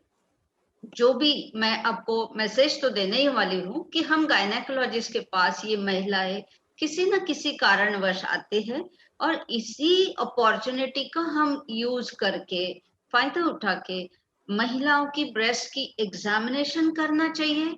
उनको कुछ प्रॉब्लम है, एबनॉर्मलिटी है क्या नहीं, ये देखना चाहिए। अगर है तो उन्हें फर्दर इन्वेस्टिगेशंस के लिए सब्जेक्ट करना चाहिए, अगर नहीं है तो उसी समय उसे सेल्फ ब्रेस्ट एग्जामिनेशन यानी स्वस्तन जांच सिखाना चाहिए, ताकि वो घर में ही खुद ही ये कर सके और ये डेडली डिसीज से, बीमारी से वो बच सके। तो ये सबसे पहली बात, जैसे हमने सुना है कि कैंसर जब हम बोलते हैं तो आधा तो मरीज उसी में कमजोर हो जाता है, सोचता है कि हम अभी मर ही जाएंगे, पर ऐसा नहीं है। कैंसर यानी जो अपने शरीर की जो मांसपेशी होती है, जो कुछ डिस्ट्रॉय होती है, खराब होती है, नई पेशी निर्माण होती है, ये जो चक्र है, कभी कभी ऐसे होता है कि ये डिस्टर्ब हो जाता है, नई नई पेशी बनते जाती है और पुरानी पेशी डिस्ट्रॉय होने से रह जाती है। तो इस वजह से वहां जगह पे कोई गांठ बनती है, जिसे हम ट्यूमर कहते हैं। जरूरी नहीं कि हर गांठ कैंसर की है, और अगर ऐसा डाउट आता है तो हमें डॉक्टर की सलाह लेनी चाहिए। तो ये ब्रेस्ट कैंसर है क्या? स्तन की जो कैंसर है वो स्तन में, यानी जहां हमारे मिल्क का प्रोडक्शन होता है, दूध का प्रोडक्शन होता है, वो उस ग्रंथि में हो सकता है। जो वहां से दूध लेके जाने वाली, ट्रांसपोर्ट करने वाली जो नलिकाएं होती है उसमें हो सकता है, या जो स्ट्रोमल टिश्यू है, लूज टिश्यू है, उसमें हो सकता है। और ब्रेस्ट के या स्तन के किसी भी हिस्से में जब वो शुरू होता है तो वहां से पूरे ब्रेस्ट में फैल सकता है, काखों में फैल सकता है, लिम्फेटिक्स द्वारा अपोजिट ब्रेस्ट में भी हो सकता है और पूरी शरीर में फैल सकता है। तो हमारी आज का ये जो प्रोग्राम है, इसका उद्देश्य ये है कि हम अपनी सारी महिलाओं को अपने स्तन के बारे में अवेयर करें, अपने स्तन की बीमारियों के बारे में अवेयर करें। हर गठान कैंसर है ये सोचकर डर कर अपने आप को तकलीफ भी नहीं देना चाहिए, लेकिन ये कुछ नहीं होता, गठान है तो क्या हुआ, कैंसर नहीं होगा, या कैंसर हुआ तो मैं मर ही जाऊंगी। ये सारे जो एक्सट्रीम्स, जो अपने थॉट्स है, अलग अलग जो अपने विचार है, उसे रुकाव देकर हम साइंटिफिकली सोचना शुरू करना चाहिए। यही आज के हमारी ये पब्लिक फोरम का जो मेन उद्देश्य है। और अभी जो हम इसके बारे में आपको जो अवेयरनेस देने जा रहे हैं कि ये इतना वरीसम है क्या, पूरी दुनिया में इसका क्या इंसिडेंस है, सही में इससे इतनी ज्यादा मौत होती है क्या, तो ये जो है इसका सिनेरियो इतना डिटेल में आप सब लोगों को पता होना जरूरी नहीं है, लेकिन हर साल 1,72,000 के करीब नए डिसीज डायग्नोसिस होते हैं, नए केसेस डायग्नोसिस होते हैं। कम से कम 70 से 80 हजार महिलाओं की मौत होती है, यानी लाइफ टाइम में हर 8वें महिला को ब्रेस्ट कैंसर या स्तन कैंसर की बीमारी होने की नौबत आ सकती है। और ये किसी को भी हो सकता है, जरूरी नहीं है कि सिर्फ हाई रिस्क महिलाओं को ही ये बीमारी होती है। जैसे कि हम, अगर मैं आपको स्टैटिस्टिक्स बताऊं कि सिर्फ 5% लोगों को BRCA1 BRCA2 म्यूटेशन जो हम बोलते हैं वो पॉजिटिव होते हैं। सिर्फ 10 से 15% महिलाओं का फैमिली हिस्ट्री यानी आनुवंशिकता होती है, उनके किसी बहन को या माँ को ये बीमारी हुई है, फैमिली में किसी को ये बीमारी हुई है। यानी करीबन 70 से 75% महिलाओं को किसी प्रकार की हिस्ट्री, आनुवंशिकता नहीं होती है, फिर भी उन्हें ब्रेस्ट कैंसर होता है। और इसीलिए स्तन कैंसर की जो स्क्रीनिंग है वो हाई रिस्क स्क्रीनिंग नहीं होना चाहिए, वो यूनिवर्सल स्क्रीनिंग होना चाहिए, क्योंकि हाई रिस्क जो है वो सिर्फ 15 to 20% कवर करती है। ठीक है, तो जब हम ये महिलाओं को सेल्फ ब्रेस्ट एग्जामिनेशन सिखाते हैं तो उन्हें क्या क्या सिखाना चाहिए, सेल्फ ब्रेस्ट एग्जामिनेशन क्या है, ये सब समझने से पहले हम थोड़ा सा स्टैटिस्टिक्स पे नजर डालेंगे। सिर्फ मैं इतना कॉम्प्लिकेटेड स्टैटिस्टिक्स आपको नहीं बताऊंगी क्योंकि आपको इसकी जरूरत नहीं है। सिर्फ ये 2018 का जो सर्वे है, स्टैटिस्टिक्स है, उसके हिसाब से 1,62,000 केसेस है, नई केसेस है, उसका इंसिडेंस टुगेदर जो है वो 14% है। लेकिन महिलाओं अगर अलग से कंसिडर किया जाए तो वो 28% है, 28% है। और जैसा कि आप ये चार्ट में देख सकते हैं कि उम्र के बढ़ते हिसाब से, उम्र के हिसाब से आपका ये जो रिस्क है वो बढ़ते जाता है। 20 साल की उम्र में आपको बहुत कम है, 40 साल की उम्र से आपको ब्रेस्ट कैंसर यानी स्तन कैंसर का जो रिस्क है वो बहुत ज्यादा बढ़ता है। और इसीलिए सारे कैंसर सोसाइटी जो है वो गाइडलाइंस जो देते हैं कि अगर आप लो रिस्क है, आपको कोई फैमिली हिस्ट्री नहीं है, तो 40 साल की उम्र से आपको स्क्रीनिंग करना जरूरी है। जैसे मैंने अभी अभी कहा है कि जो स्क्रीनिंग है वो हाई रिस्क स्क्रीनिंग नहीं होना चाहिए, वो यूनिवर्सल स्क्रीनिंग होना चाहिए। और जब भी हम किसी चीज का स्क्रीनिंग करते हैं, स्क्रीनिंग यानी क्या है कि स्क्रीनिंग जो है वो नॉर्मल जनरल पॉपुलेशन जो है, जिनको कोई बीमारी है नहीं, जिनको कोई लक्षण है नहीं, ऐसे लोगों की, ऐसे महिलाओं की जांच करके उनको ये बीमारी है क्या, जब ये हम सर्च करते हैं तो ऐसी बीमारी जो है वो बहुत अर्ली स्टेज में, बहुत छोटी सी गठान होते हुए उसका डायग्नोसिस होता है। और इसी वजह से इस बीमारी का जो ट्रीटमेंट है वो पूरी तरह से होता है। वो बहुत अच्छे से उससे पूरी तरह से क्योर हो सकती है। जबकि हम सुन रहे हैं जो डिस्कशन चल रहा है कि कैंसर जो हम सोचते हैं कि इस पर कोई क्योर नहीं है, कोई भी कैंसर से पूरी तरह मुक्त नहीं हो सकता, पर अगर हमारा स्क्रीनिंग सही है, अच्छा है, तो हम ये कर सकते हैं, हमारी महिलाओं को कैंसर मुक्त कर सकते हैं। तो स्क्रीनिंग जो है उसमें 3 पार्ट हम बनाते हैं, रिस्क स्क्रीनिंग, ब्रेस्ट स्क्रीनिंग और जेनेटिक स्क्रीनिंग। यानी किन किन को ये ब्रेस्ट कैंसर की रिस्क है और ये क्या क्या रिस्क है, क्या हम इन्हें प्रिवेंट कर सकते हैं, क्या हम इन्हें टाल सकते हैं। जैसे मैंने अभी बोला है कि स्टैटिस्टिक्स ये बताता है कि आप महिला हो, यही आपके लिए सबसे बड़ा रिस्क है। महिलाओं को 8 में से 1 महिलाओं को लाइफ टाइम रिस्क है कि उसे ब्रेस्ट कैंसर होना ही होना है। तो हम अगर वो 8 में से 1 महिला है तो ये बहुत ज्यादा है।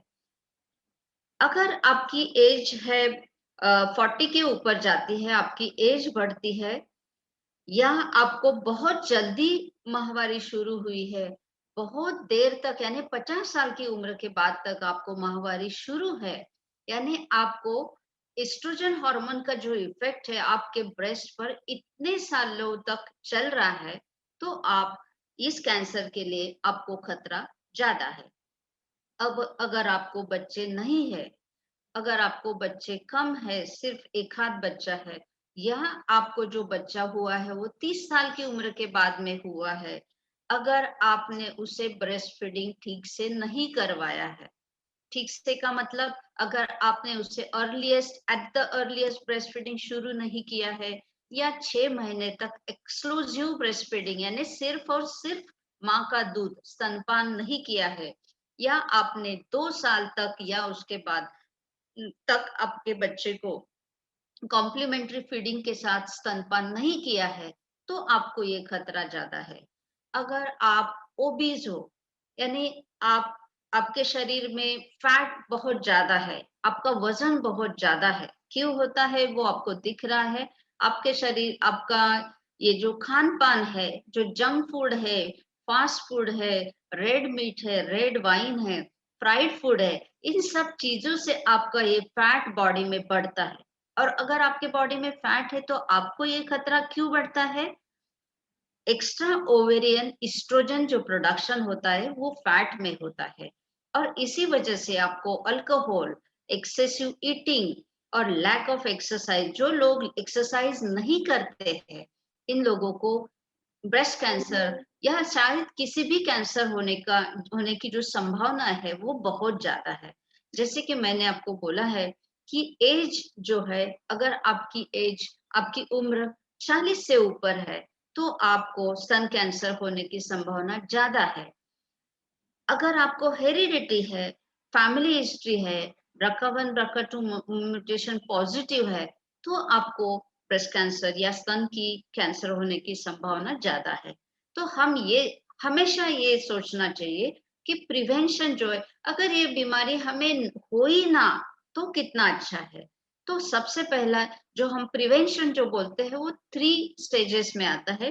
प्राइमरी प्रिवेंशन, जिसमें हम ये देखते हैं कि हमें ये बीमारी हो ही ना, जिसके बारे में अगर सारे रिस्क फैक्टर्स पता है, या इसके ऊपर कोई वैक्सीन है, जैसे सर्वाइकल कैंसर पे वैक्सीन है, पर ब्रेस्ट कैंसर पे अभी तक कोई वैक्सीन नहीं है। और इसी वजह से सिर्फ रिस्क फैक्टर स्क्रीनिंग और बाकी जो अपना self breast examination, clinical examination और सारी स्क्रीनिंग टूल्स जो है, इसका इस्तेमाल करके हमें ये बीमारी से बचना चाहिए। इसीलिए आपको रेगुलर चेकअप्स, स्क्रीनिंग टेस्ट, ये सारा करना चाहिए। आपको टोबैको और अल्कोहल, स्मोकिंग, इन सब चीजों से दूर रहना चाहिए। आपको हेल्दी वेट मेंटेन करना चाहिए, रेगुलर फिजिकल एक्सरसाइज करना चाहिए।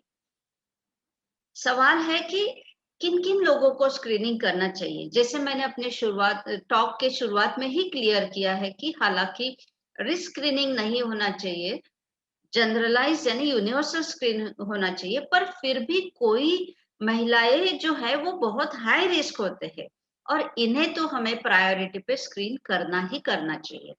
तो जो महिलाएं 40 साल के ऊपर की उम्र में है, जिन महिलाओं को ब्रेस्ट कैंसर की फैमिली हिस्ट्री है, जो BRCA1 BRCA2 म्यूटेशन पॉजिटिव है, जिन्हें ब्रेस्ट में स्तन में कुछ चेंजेस नजर आते हैं, ऐसे लोगों को स्क्रीनिंग जरूर करना चाहिए।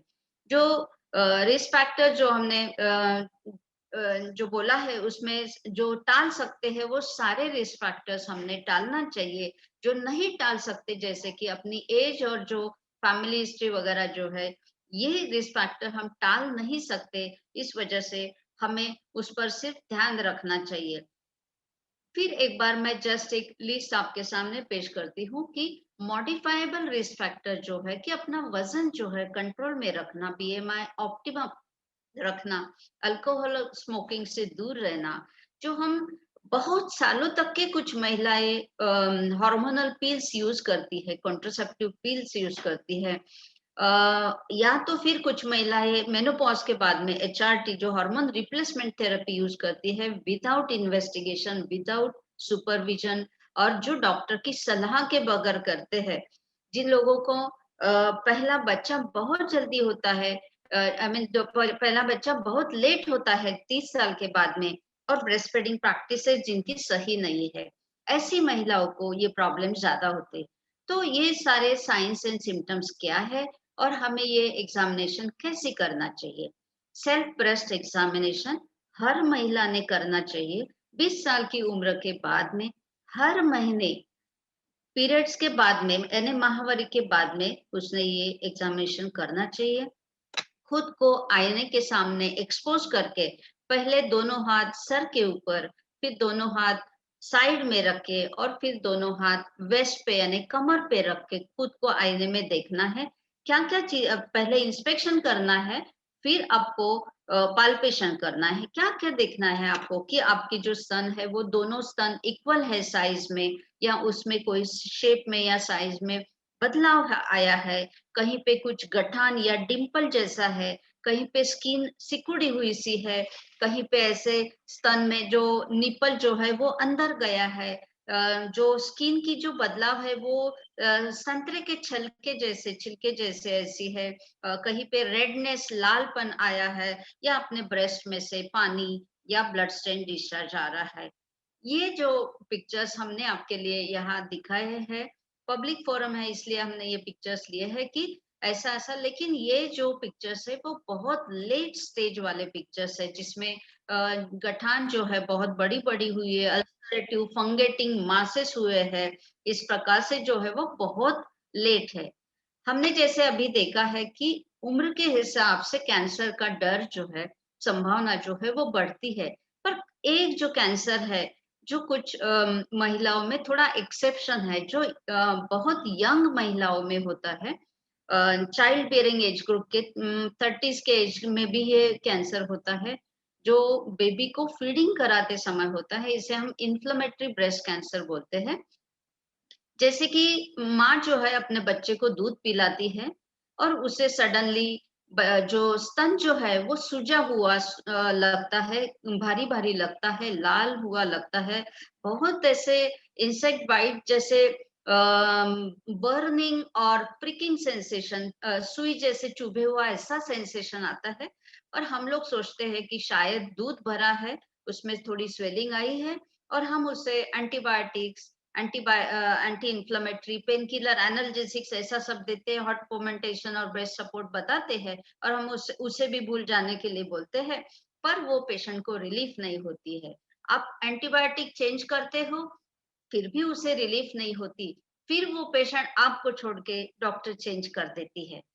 अगर वो ऐसी हिस्ट्री अगर उसको अपने नेक्स्ट डॉक्टर को अगर नहीं देती है, तो ये डॉक्टर ये डायग्नोसिस मिस कर सकते हैं।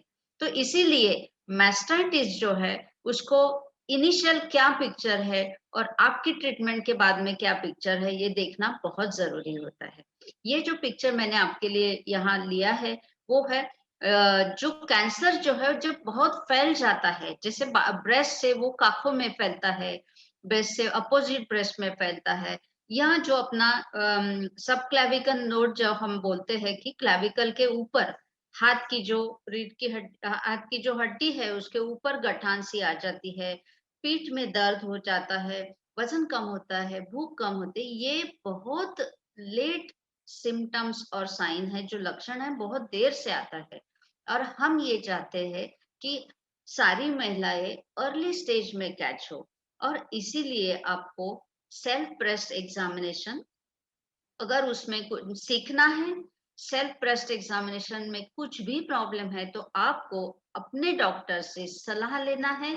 डॉक्टर से एग्जामिनेशन करवा के वो जो जरूरी इन्वेस्टिगेशंस आपको एडवाइस करेंगे, उनकी सलाह मानकर आपको ये सारी इन्वेस्टिगेशंस करना है, और आपको ये बीमारी है या नहीं है इसका पूरा डायग्नोसिस करना है। अगर है भी तो डरने की बात नहीं है।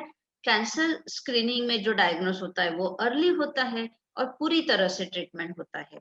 आपकी कौन सी ऐसी हैबिट्स हो सकती है जिन्हें आप टाल सकती है, प्रिवेंट कर सकती है। जैसे कि हमने अभी अभी देखा है कि स्मोकिंग, अल्कोहल, टोबैको च्यूइंग, ये जो हैबिट्स है वो बहुत ही आपको प्रॉब्लमेटिक है। किसी भी कैंसर की जो संभावना है इन सब चीजों से बढ़ती है।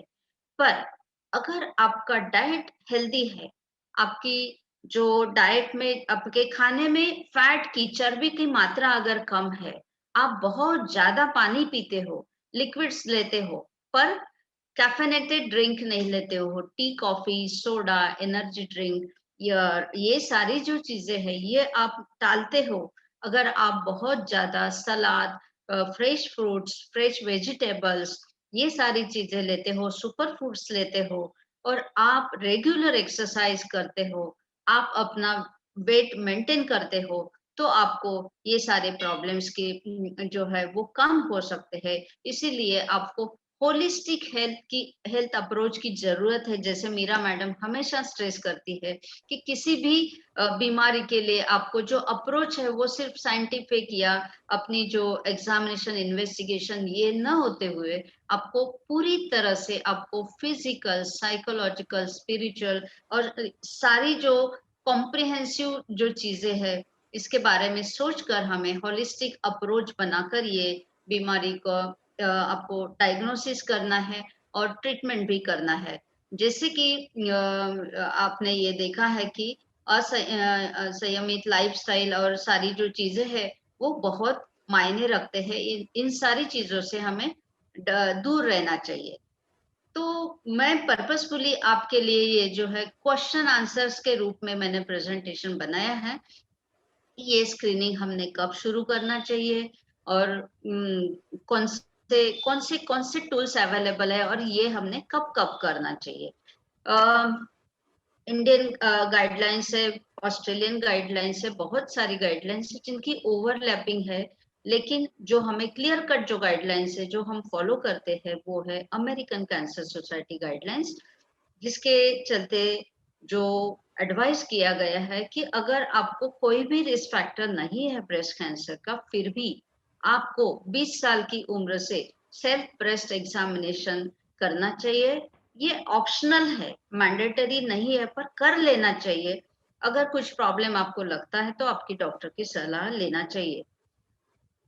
ये जो है एवरी मंथली करना चाहिए। क्लिनिकल ब्रेस्ट एग्जामिनेशन 3 साल में से एक बार आपको करना चाहिए, और 40 साल के बाद में हर साल आपने मैमोग्राफी करना ही चाहिए। जैसे 40 साल से 44 साल तक आपको ये ऑप्शनल है, पर 45 से 54 साल तक आपको ये मैंडेटरी है।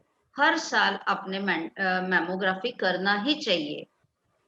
55 टू 70, 55 से 70 साल की जो उम्र है, या तो फिर जब आपकी लाइफ एक्सपेक्टेंसी 10 साल से कम होती है, उस समय हमें ये स्क्रीनिंग थोड़ा हम टेपर कर सकते हैं। हर 2 साल में एक बार कर सकते हैं। पर अगर आप हाई रिस्क हो तो आपको सेल्फ ब्रेस्ट एग्जामिनेशन मंथली 20 साल से ही, 18 साल से ही करना चाहिए। आपको क्लिनिकल ब्रेस्ट एग्जामिनेशन हर 6 महीने में करवाना चाहिए। आपको मैमोग्राफी हर 6 महीने में करना चाहिए, और साथ ही साथ आपको MRI भी करना चाहिए। तो ये जो सारी चीजें हैं कि आपको regular self breast examination, clinical examination, ये सारी करनी चाहिए। मैमोग्राफी जो है वो बहुत अर्ली लीजन्स कैच करती है, और इसी वजह से मैमोग्राफी जो है बहुत सेफ, इफेक्टिव और कॉस्ट इफेक्टिव टूल्स है जो मास स्क्रीनिंग के लिए हमें यूज करना चाहिए। पर जो आजकल आप अगर देखते होंगे बहुत जगह कैंप्स होते हैं, स्पेशली कोई ऑर्गेनाइजेशन अगर फ्री कैंप लेता है तो हर लेडी यानी 15 से 20 साल की उम्र की लेडी भी अपना मैमोग्राफी करवा लेती है। तो ये जो है वो गलत मैसेज जाता है। मैमोग्राफी जो है वो 40 साल की उम्र के बाद में ही करना चाहिए। जब आप हाई रिस्क हो तभी आपको ये अर्लियर करना चाहिए। जो भी स्क्रीनिंग है, अगर आपकी फैमिली हिस्ट्री है ब्रेस्ट कैंसर की, तो आपको 5 साल पहले अपना स्क्रीनिंग करना चाहिए। ये जो स्क्रीनिंग है, मैंने जो आपको बोला है, 2 हिस्से हुए हैं। पहला जो है वो रिस्क स्क्रीनिंग, यानी आपको ये सारी रिस्क फैक्टर्स है या नहीं। दूसरा जो है वो ब्रेस्ट स्क्रीनिंग, जिसमें आपकी ब्रेस्ट की डेंसिटी ज्यादा है क्या और आपको ब्रेस्ट में कुछ अबनॉर्मलिटी है। और तीसरी जो है वो जेनेटिक स्क्रीनिंग, यानी आपको फैमिली हिस्ट्री अगर है या आपके फैमिली में कोई BRCA1 BRCA2 पॉजिटिव है, तो आपको ये सारी टेस्ट जो है जिन्हें हम ब्रेस्ट कैंसर जेनेटिक स्क्रीनिंग बोलेंगे, ये करना चाहिए। ब्लड टेस्ट है सिंपल। इंडिविजुअल्स जो है जहां उनको जो जिनके फैमिली में BRCA1 BRCA2 म्यूटेशंस पॉजिटिव है, जिनके फैमिली में ब्रेस्ट कैंसर्स रन करते हैं, यानी माँ को है, बहन को है, अपने काफी सारे रिलेटिव्स को है, या किसी मेल को भी है ब्रेस्ट कैंसर, या पैंक्रियाटिक कैंसर है, कोलोनिक कैंसर है, या उसी लेडी को ब्रेस्ट या ओवेरियन कैंसर है, ऐसी जिनको फैमिली हिस्ट्री है बहुत सिग्निफिकेंट, उन लोगों ने ये BRCA1 BRCA2 म्यूटेशन टेस्ट करना चाहिए। और हर किसी को जिनको BRCA1 BRCA2 म्यूटेशन पॉजिटिव है, इसका मतलब ये नहीं है कि आपको कैंसर 100% होने वाला है। इसका मतलब सिर्फ ये है कि आपको सर्वेलेंस में रहना है। आपको जो रिकमेंडेड जो गाइडलाइंस है उस हिसाब से आपको रेगुलर स्क्रीनिंग करवाना है और आपको डॉक्टर की सलाह मानकर स्क्रीनिंग टाइम टू टाइम करना है। जेनेटिक प्रीडिस्पोजिशन यानी जेनेटिक जो म्यूटेशन है, फैमिली हिस्ट्री है, ये आपको 100% ससेप्टेबल नहीं बनाता है। आपकी लाइफस्टाइल है जो उसे टाल भी सकता है, और आपका जो रेगुलर सर्वेलेंस है। तो जैसे कि हमने ये ऑलरेडी समराइज किया है कि आपको मैमोग्राफी कब और कैसे करना चाहिए। सेल्फ ब्रेस्ट एग्जामिनेशन, मैमोग्राफी जो है वो सिर्फ स्पेशल एक्सरे है, पर बहुत लो वोल्टेज है, उसकी बहुत कुछ साइड इफेक्ट्स नहीं है इतना लो रेडिएशन होने की वजह से। एनुअली जब आप करते हो तो आपको कोई रेडिएशन इंड्यूस हजार्ड्स उसकी वजह से नहीं होते हैं। अल्ट्रासोनोग्राफी और मैमोग्राफी जो स्क्रीनिंग टूल्स है वो आजकल कंबाइंड यूज करते हैं। अगर इन दोनों टेक्नोलॉजी से या टूल से आपको रिजल्ट्स कंक्लूसिव नहीं आते हैं, तो ही आपको MRI करने की जरूरत होती है। तो जैसे कि जस्ट टू समराइज, जो हमारा एनुअल स्क्रीनिंग है वो इसी प्रकार से होना चाहिए कि 40 इयर्स टू 44 इयर्स तक आपको ऑप्शनल है। अगर आप चाहते हो कि 40 साल की उम्र से ही हम मैमोग्राफी शुरू करें तो बहुत अच्छा, आप कर सकते हो। पर 45 साल से 54 साल तक की उम्र में आपको कोई ऑप्शन नहीं है। बेस्ट वे ये है कि आपको ये मैमोग्राफी रेगुलरली एनुअली कर ही लेना चाहिए, क्योंकि इंसिडेंस जो है वो बहुत ज्यादा है, रिस्क जो है। तो सही में क्या इंडिया में हम लोग इतना केयरफुल हैं? क्या हम रिस्क स्क्रीनिंग हर लेडी को पूछते हैं? हम लोगों के लिए भी ये इंट्रोस्पेक्शन है कि एज अ गायनेकोलॉजिस्ट क्या हम हर महिलाओं को ये रिस्क फैक्टर्स के बारे में पूछते हो कि आपके फैमिली में किसी को ब्रेस्ट कैंसर हुआ है क्या, आपके कोई क्लोज रिश्तेदार को ब्रेस्ट कैंसर हुआ है क्या, और क्या हम रिस्क स्क्रीनिंग के लिए उसको मदद करते हैं। ये जो बातें हैं ये हम खुद भी इस अपने माइंड में रखना चाहिए कि रिस्क फैक्टर्स जो है हम लोगों ने उसके बारे में स्पेशली सर्च करना चाहिए। हर लेडी को हमने क्लिनिक जो आती है अपने पास, उसे अपॉर्चुनिटी यूटिलाइज करके ब्रेस्ट एग्जामिनेशन करना ही चाहिए, और कुछ प्रॉब्लम लगा तो उसे फर्दर इन्वेस्टिगेशंस एडवाइस करना चाहिए। अगर नहीं कुछ प्रॉब्लम है तो उसे सेल्फ ब्रेस्ट एग्जामिनेशन से ट्रेन करना चाहिए। सेल्फ ब्रेस्ट एग्जामिनेशन जो मैंने बोला है, इंस्पेक्शन, ये जो प्रॉब्लम है, पाल्पेशन कैसे करते हैं? पाल्पेशन जो है अपने फ्लैट ऑफ द पाम जो है पामर एस्पेक्ट से ऊपर से नीचे तक, या साइड टू साइड, या कॉन्सेंट्रिक यानी राउंड राउंड, या रेडियल यानी सेंटर से आउटसाइड, ऐसे हम पाल्पेशन करते हैं। कुछ भी वहां एब्नॉर्मेलिटी लगती है तो वो नोटिफाई करते हैं और उसे फर्दर इन्वेस्टिगेशंस के लिए आप एडवाइस करते हैं। एज अ गायनेकोलॉजिस्ट हम लोगों की क्या जिम्मेदारी है कि हम अपनी महिलाओं को ब्रेस्ट कैंसर के बारे में अवेयर करें, हम उसे अपने स्तन के बारे में अवेयर करें। जो बिनाइन सिंपल डिसीजेस है उससे डरना नहीं, लेकिन ये स्क्रीनिंग आपकी एज के हिसाब से आपको करना चाहिए, और कैंसर नहीं है ये डायग्नोसिस आपने कंफर्म करना चाहिए, ये हम लोग उसे बता सकते हैं। तो as obstetrician, I have already told you that as obstetrician, breast is such a easily accessible organ, और बहुत कुछ न करते हुए आप उसे पूरी तरह से और अच्छी तरह से एग्जामिन कर सकते हैं। स्क्रीनिंग में जो डायग्नोसिस आएगा वो बहुत जल्दी, बहुत अर्ली कैंसर हो सकता है, और हम हमारी महिलाओं को कॉम्प्लिकेशंस, सेकेंडरी मेटास्टेसिस और जो भी कैंसर रिलेटेड डेथ्स है उससे बचा सकते हैं। और इसीलिए as a breast committee chairperson, I humbly appeal to all the gynecologists कि you make it a part, rather you make it a point that you examine the breast of each and every woman who comes to you for whatever complaints. Please note that if at all she has some benign breast condition, just inform her that this lump is there, but not to worry. And if at all there is anything, I am the first person to tell you about your breast problems. Whenever I advise you that these are the screening methods and you should undergo these screening methods at this age. Friends, take breast as gynecologist domain. We have a major role as preventive oncologists, that much I can say.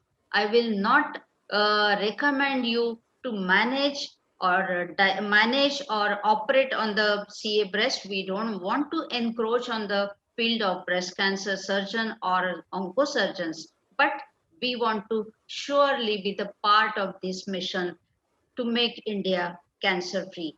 And that's the only way I think we can do this. I'm sure all of you are going to take this mission ahead, and let us join hands together. Once again, I thank you, Kanpur Society and the entire team for having me here. Thank you so much for making me the part of this program. Thank you, Madam Meera Agnihotri, once again. Thank you, Dr. Sneha, for your wonderful talk. Both of you speakers, they deserve a big round of applause from Kanpur Society. You have done wonderful job. Now I invite chairpersons of this session. Dr. Neena, are you there? Dr. Neena? Yes, ma'am. Yes, ma'am. Kindly just give concluding remark on the top of. I must congratulate Dr. Sneha for such a elaborated talk. और सबसे अच्छी बात है, इतनी सरल भाषा में सारी जनमानस को आपने इतना अच्छा संदेश दिया, और हमारे जो लड़कियां सुन रही हैं, स्कूल के बच्चियां सुन रही हैं, और ऐसे लोग जो नॉन मेडिको हैं, उनको इतनी डिटेल में शायद हम कभी ओपीडी में बैठ के एक्सप्लेन नहीं कर सकते हैं। तो ये वेबिनार एक बार हुआ है, और मैं मीरा मैम से रिक्वेस्ट करूंगी, किरण मैम से रिक्वेस्ट करूंगी, नीलम मैम से, कि इस तरीके के जो पब्लिक अवेयरनेस प्रोग्राम्स हैं, इस टाइप के वेबिनार जिसमें जनरल पब्लिक अपना पार्टिसिपेट कर सके, बहुत इंपॉर्टेंट है। क्योंकि शुरू में डॉक्टर किरण ने बोला था कि हम अपना नॉलेज लेके खुद ही चले जाएंगे, तो ये this is the way how we can propagate our knowledge properly to the person where it is needed actually. तो इंडिया को डिजीज फ्री बनाने में और इवन फीमेल्स को डिजीज फ्री बनाने में आज इस वेबिनार ने एक लैंडमार्क मतलब माइलस्टोन रखा है, और डॉक्टर स्नेहा को मैं फिर से कॉन्ग्रेचुलेट करती हूँ इतना अच्छा टॉक देने के लिए। एंड आई थिंक कि आप लोग फिर से हमारी कानपुर ऑब्स-गायनी सोसाइटी फिर से ऐसे ही वेबिनार ऑर्गेनाइज करेंगे। Thank you. Thank you, Dr. Neena. I know you are also doing wonderful job under the वो योगी जी वाला जो प्रोग्राम है, मिशन क्या है शक्ति। उसका नाम? Mission Shakti. And Mission this time Shakti. I am interacting Dr. directly with the Sneha, patient. Dr. Priya, she is doing wonderful job. She is a very hard worker, professor of GSBM. I am really proud of my lovely Dr. Neena Gupta. Always I appreciate her for her work. We too are very proud of you, Dr. Dr. Neerja, Neena. do you want to say something? Dr. Neerja Agnihotri. Hello. She's Hello. muted, I think. She has left. Madam, yeah, please unmute yourself. Doctor Nirja, doctor Sneha ने बहुत ही अच्छी talk दी general public awareness के लिए, और मेरे ख्याल से सभी कुछ उन्होंने कवर कर दिया है, तो इसके लिए बहुत बहुत धन्यवाद उनको। जरूरत नहीं है। Now, Dr. Deepika, are there any questions in the chat box? Dr. Deepika. Ma'am, one question is there that Dr. Anu Gupta is asking, patient 30 years, 2 babies, 1 baby is taking breastfeed. Patient came with complaint that that her right breast size decreased, left breast is normal. On mammography, normal study. Patient weight loss is there. What to do now? The one baby is breastfeeding and her right breast size has decreased. Mammography is normal. Yes, I think it's the other way around. Most of, what happens most of the times, the women have the misbeliefs that, the right breast is having lots of milk, and maybe sometimes they go ahead and tell us that, the left breast milk the baby doesn't like. So it's, the selectivity that she feeds more on one breast. Yes. So that's the very reason, or the breast on which she feeds more becomes larger, and the opposite breast remains smaller. It doesn't become small, it remains smaller. So that is how it is. If there is absolutely no symptoms, if on examination there is no lump or there is no other abnormality, and even the mammography is normal, I don't think there is any need of mammography for this patient. I have already said in my talk, if at all you feel that there is any abnormality on your self breast examination, please consult your doctor. The doctor does the similar examination, which we label it as clinical breast examination.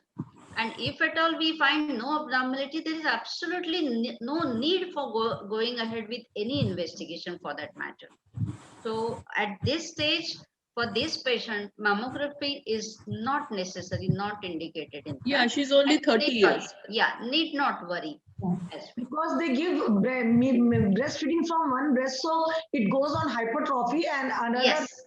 That's why it becomes small. Exactly. Breastfeeding from both that breast. So we should always encourage them, to feed from both the breasts. There is nothing like which one is good and which one the baby likes or dislikes.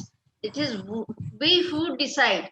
So we even practically in our OPDs also such patients. I think you all must be facing such patients. So we need to encourage them to feed on both the breasts. I think that should be all. Thank you. Any more questions, Dr. Deepika? Another question by Lata Agarwal. She says mammography by X-ray or ultrasound, which is more informative? Ideally speaking, for breast, we always say that it is mammography. See, basically, we have very clear cut when we give the talk for scientific sessions. Ultrasonography is only to decide the nature and exact location of the lump. Sometimes you are in doubt clinically whether it is a solid or a tense cystic swelling. So that is how it just identifies the exact location and the nature of the swelling. But mammography, it gives you, the Beard staging. It gives you various categories of Beard. So it gives you definitive diagnosis whether there is any abnormality, whether it is benign, suspicious, malignant, definitive malignant. So mammography is the diagnostic. You can, though it is a screening test, it is also the diagnostic test. And nowadays, we too are preferring sonomammography. We are combining the results of the two.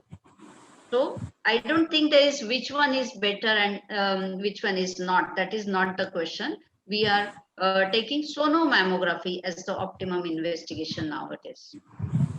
Okay, Rishita wants to know, can a woman suffer from breast cancer before 20 years of age? Actually, as I have said, there is no age bar. There in the literature, there are cases reported even at the age of 12 years. So it is possible, but it is a rarity. It is possible, but it is a rarity. People have suffered breast cancer even at the age of 20-25 years, the inflammatory breast cancer, and these are the categories which happen earlier. But 12 years is the age, minimum age, which is reported in the history as well. That's all about the question answers. Is Meera ma'am there? Meera ma'am, are you there? Or she has left? Is she there? Dr. Neena?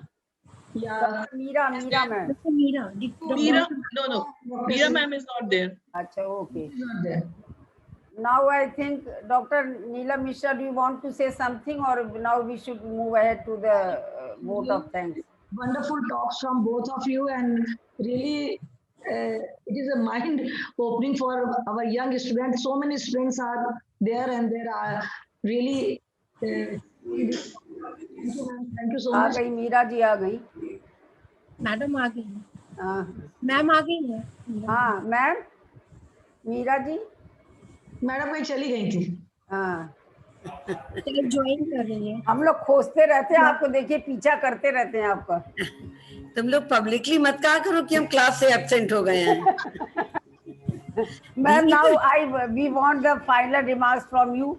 और एक बात तो आज हमने promise दे लिया doctor Sneha, देखिए this is not possible in the government hospital setup where 200 and 300 patients are there, because I was also government servant at one time. किसी तरह पेशेंट नहीं पड़ जाए वही बहुत है, लेकिन but in private practice we see 10, 15 or 8 or 10 patients. There we can afford time just to examine the breast and give all the information. Now really I will take oath every morning just to say this, I will examine every lady for this thing. This much I can convey to you. This is my promise to you, Dr. Sneha. Now Meera ma'am, now your concluding remark on wonderful talk by both the learned speakers, masters of their field, Priya as well as Sneha. I keep on listening them, and every time I listen, I really start loving them more the way they are dealing with the subject. एक चीज आप लोगों को बता दें, अभी भारत सरकार ने सरकारी अस्पतालों में जैसे हम लोग के लिए काउंसलिंग करने के लिए बहुत कम स्पेस होती है, काउंसलर्स हमारे पास नहीं होते हैं, तो जिन लोग हम लोग के जो मेडिकल कॉलेज में हैं या बड़े हॉस्पिटल्स में हैं, वहाँ पर one of the junior doctors उसको हर टर्न बाय टर्न हम लोग को काउंसलिंग के लिए रखना चाहिए, चाहे वो इनफर्टिलिटी हो, चाहे वो मेलिग्नेंसी हो, चाहे ब्रेस्ट एग्जामिनेशन हो। अगर आप कितना भी ब्रेस्ट एग्जामिनेशन यहाँ पर बताएं, बट अगर ओपीडी में प्रैक्टिकली खड़े होकर कोई एक जना एक्सप्लेन कर देता है तो it will be go a long way. तो काउंसलर्स की हम लोग को बहुत जरूरत होती है। हम बिल्कुल एग्री नहीं करते कि और ब्रांचेस के लोग हमारे यहाँ आ जाएं, आयुर्वेदाचार्य ये वो, बट हमारे अपने काउंसलर्स होना चाहिए जो हमारे मैसेज को प्रॉपरली कन्वे करें। एंड आई पर्सनली फील कि जैसे जैसे हम लोग का बजट बढ़ेगा, maybe that we are going to have these counsellors. Sneha, तुम्हारे पास तो मैसेज भी होगा, ये जो कैंसर मुक्त भारत, एनीमिया मुक्त भारत, इसके लिए हम लोग राइट फ्रॉम आशा बहू टू ऑनवर्ड्स एक पर्टिकुलर उनको फेज दिया जाता है कि आप इसमें से काउंसलिंग शुरू करिए, और उस काउंसलिंग में उन्होंने कितने लोग स्क्रीन करे हैं वो ऊपर तक हम लोग को भेज रहे हैं। So that way we are progressing. हम लोग के समय में नहीं था of course, but now it is there. तुमने आज बहुत सारे मिथ्स सॉल्व कर दिए, बहुत सारे जो हमारे यंगस्टर्स को मालूम होना चाहिए, इवन नॉन मेडिकल्स को, बहुत सिंपल लैंग्वेज में it was wonderfully explained. I once again congratulate and just give a big applaud to both these speakers, Neelam and Kiran and Neerja. Arishma and our whole team. Sudesh is also there. Give them a big applaud. Wonderful. प्यार के अलावा इस वक्त हम लोग पास देने के लिए कुछ भी नहीं है। मैडम प्यार ही तो सबसे बड़ी पूंजी है हमारे लिए, प्यार ही बहुत जरूरी है। Thank you so much for your love madam, always. Doctor Sneha, she is ocean of love. इनके अंदर से जितना प्यार निकाली उतना और भर जाता है इनके अंदर। This is her beauty. Kanpur members are united together. हम लोग अपना दिमाग ही नहीं चलाते, क्या कहा गया भैया बस कर दो। Now I request Dr. Reshma to say a few vote of thanks. जब जाए हम, can I leave? जाने का मन तो नहीं है, मेरा जाने का मन नहीं है, but I want to leave, please. Thank you, madam. Thank you so much. Thank you very much. Reshma. जी ma'am. Am I audible? Vote of thanks. Am I audible? Yeah, you are very much audible. On behalf of Kanpur Obs and Gynae Society, I would like to express my heartfelt thanks to all of you, especially Dr. Alpesh Gandhi sir, who have been a constant source of inspiration for these awareness programs. My special thanks to Dr. Meera Agnihotri ma'am and Dr. Sudesh Sharma ma'am for giving their valuable time and their blessings on us. My special thanks to Dr. Priya Ganesh Kumar and Dr. Sneha for wonderful talk on breast as well as cervical cancer, covering all the details about these two diseases, which are the leading cause of death in women. My special thanks to all of you who have joined. My thanks to all the chairpersons for their expert inputs, and my special thanks to Dr. Neelam Mishra ma'am and Dr. Kiran Sinha ma'am for organizing such a wonderful awareness program. And last but not the least, my big thanks to Jackson Pal Pharma people, Dr. Deepika and Dr. Vipin Tyagi and the whole team for excellent cooperation. Thank you so much. Thank you, Dr. Reshma. Dr. Deepika. Yes, ma'am. Jackson Pal brings to you our newly launched Nari Cal tablets. Tablets for calcium needs of all ranges. We also have Lycored, the cell protector with anti-cancer properties to prevent cancer. We have Jepitone iron syrup with zinc and vitamin B complex. My teammates, Dr. Vipin Tyagi and Mr. Amit Saxena, join me to thank all the esteemed faculty with us today and the attendees. We hope to go a long way in knowledge sharing, especially for the public awareness campaigns and all. Also, we hope to see you again in our next webinar, which will be a day after tomorrow. That will be starting from 3 p.m. This is being organized under the aegis of Faridabad Obs and Gynae Society. So let's see you again day after. Thank you very much. How many persons have logged? Can you tell me now? Ma'am, I will be able to tell you when we close this because many people come and go. So currently, I'll not have. One thing I can tell you, I feel very much comfortable with Jackson Pal, especially with Dr. Deepika. She is so sweet. Give me response in a second also. And I don't have to give the even CVs because she is so much involved in every webinar of every society. The most of the CVs are with her with the email. Thank you, Deepika, once again for your cooperation. I really salute you.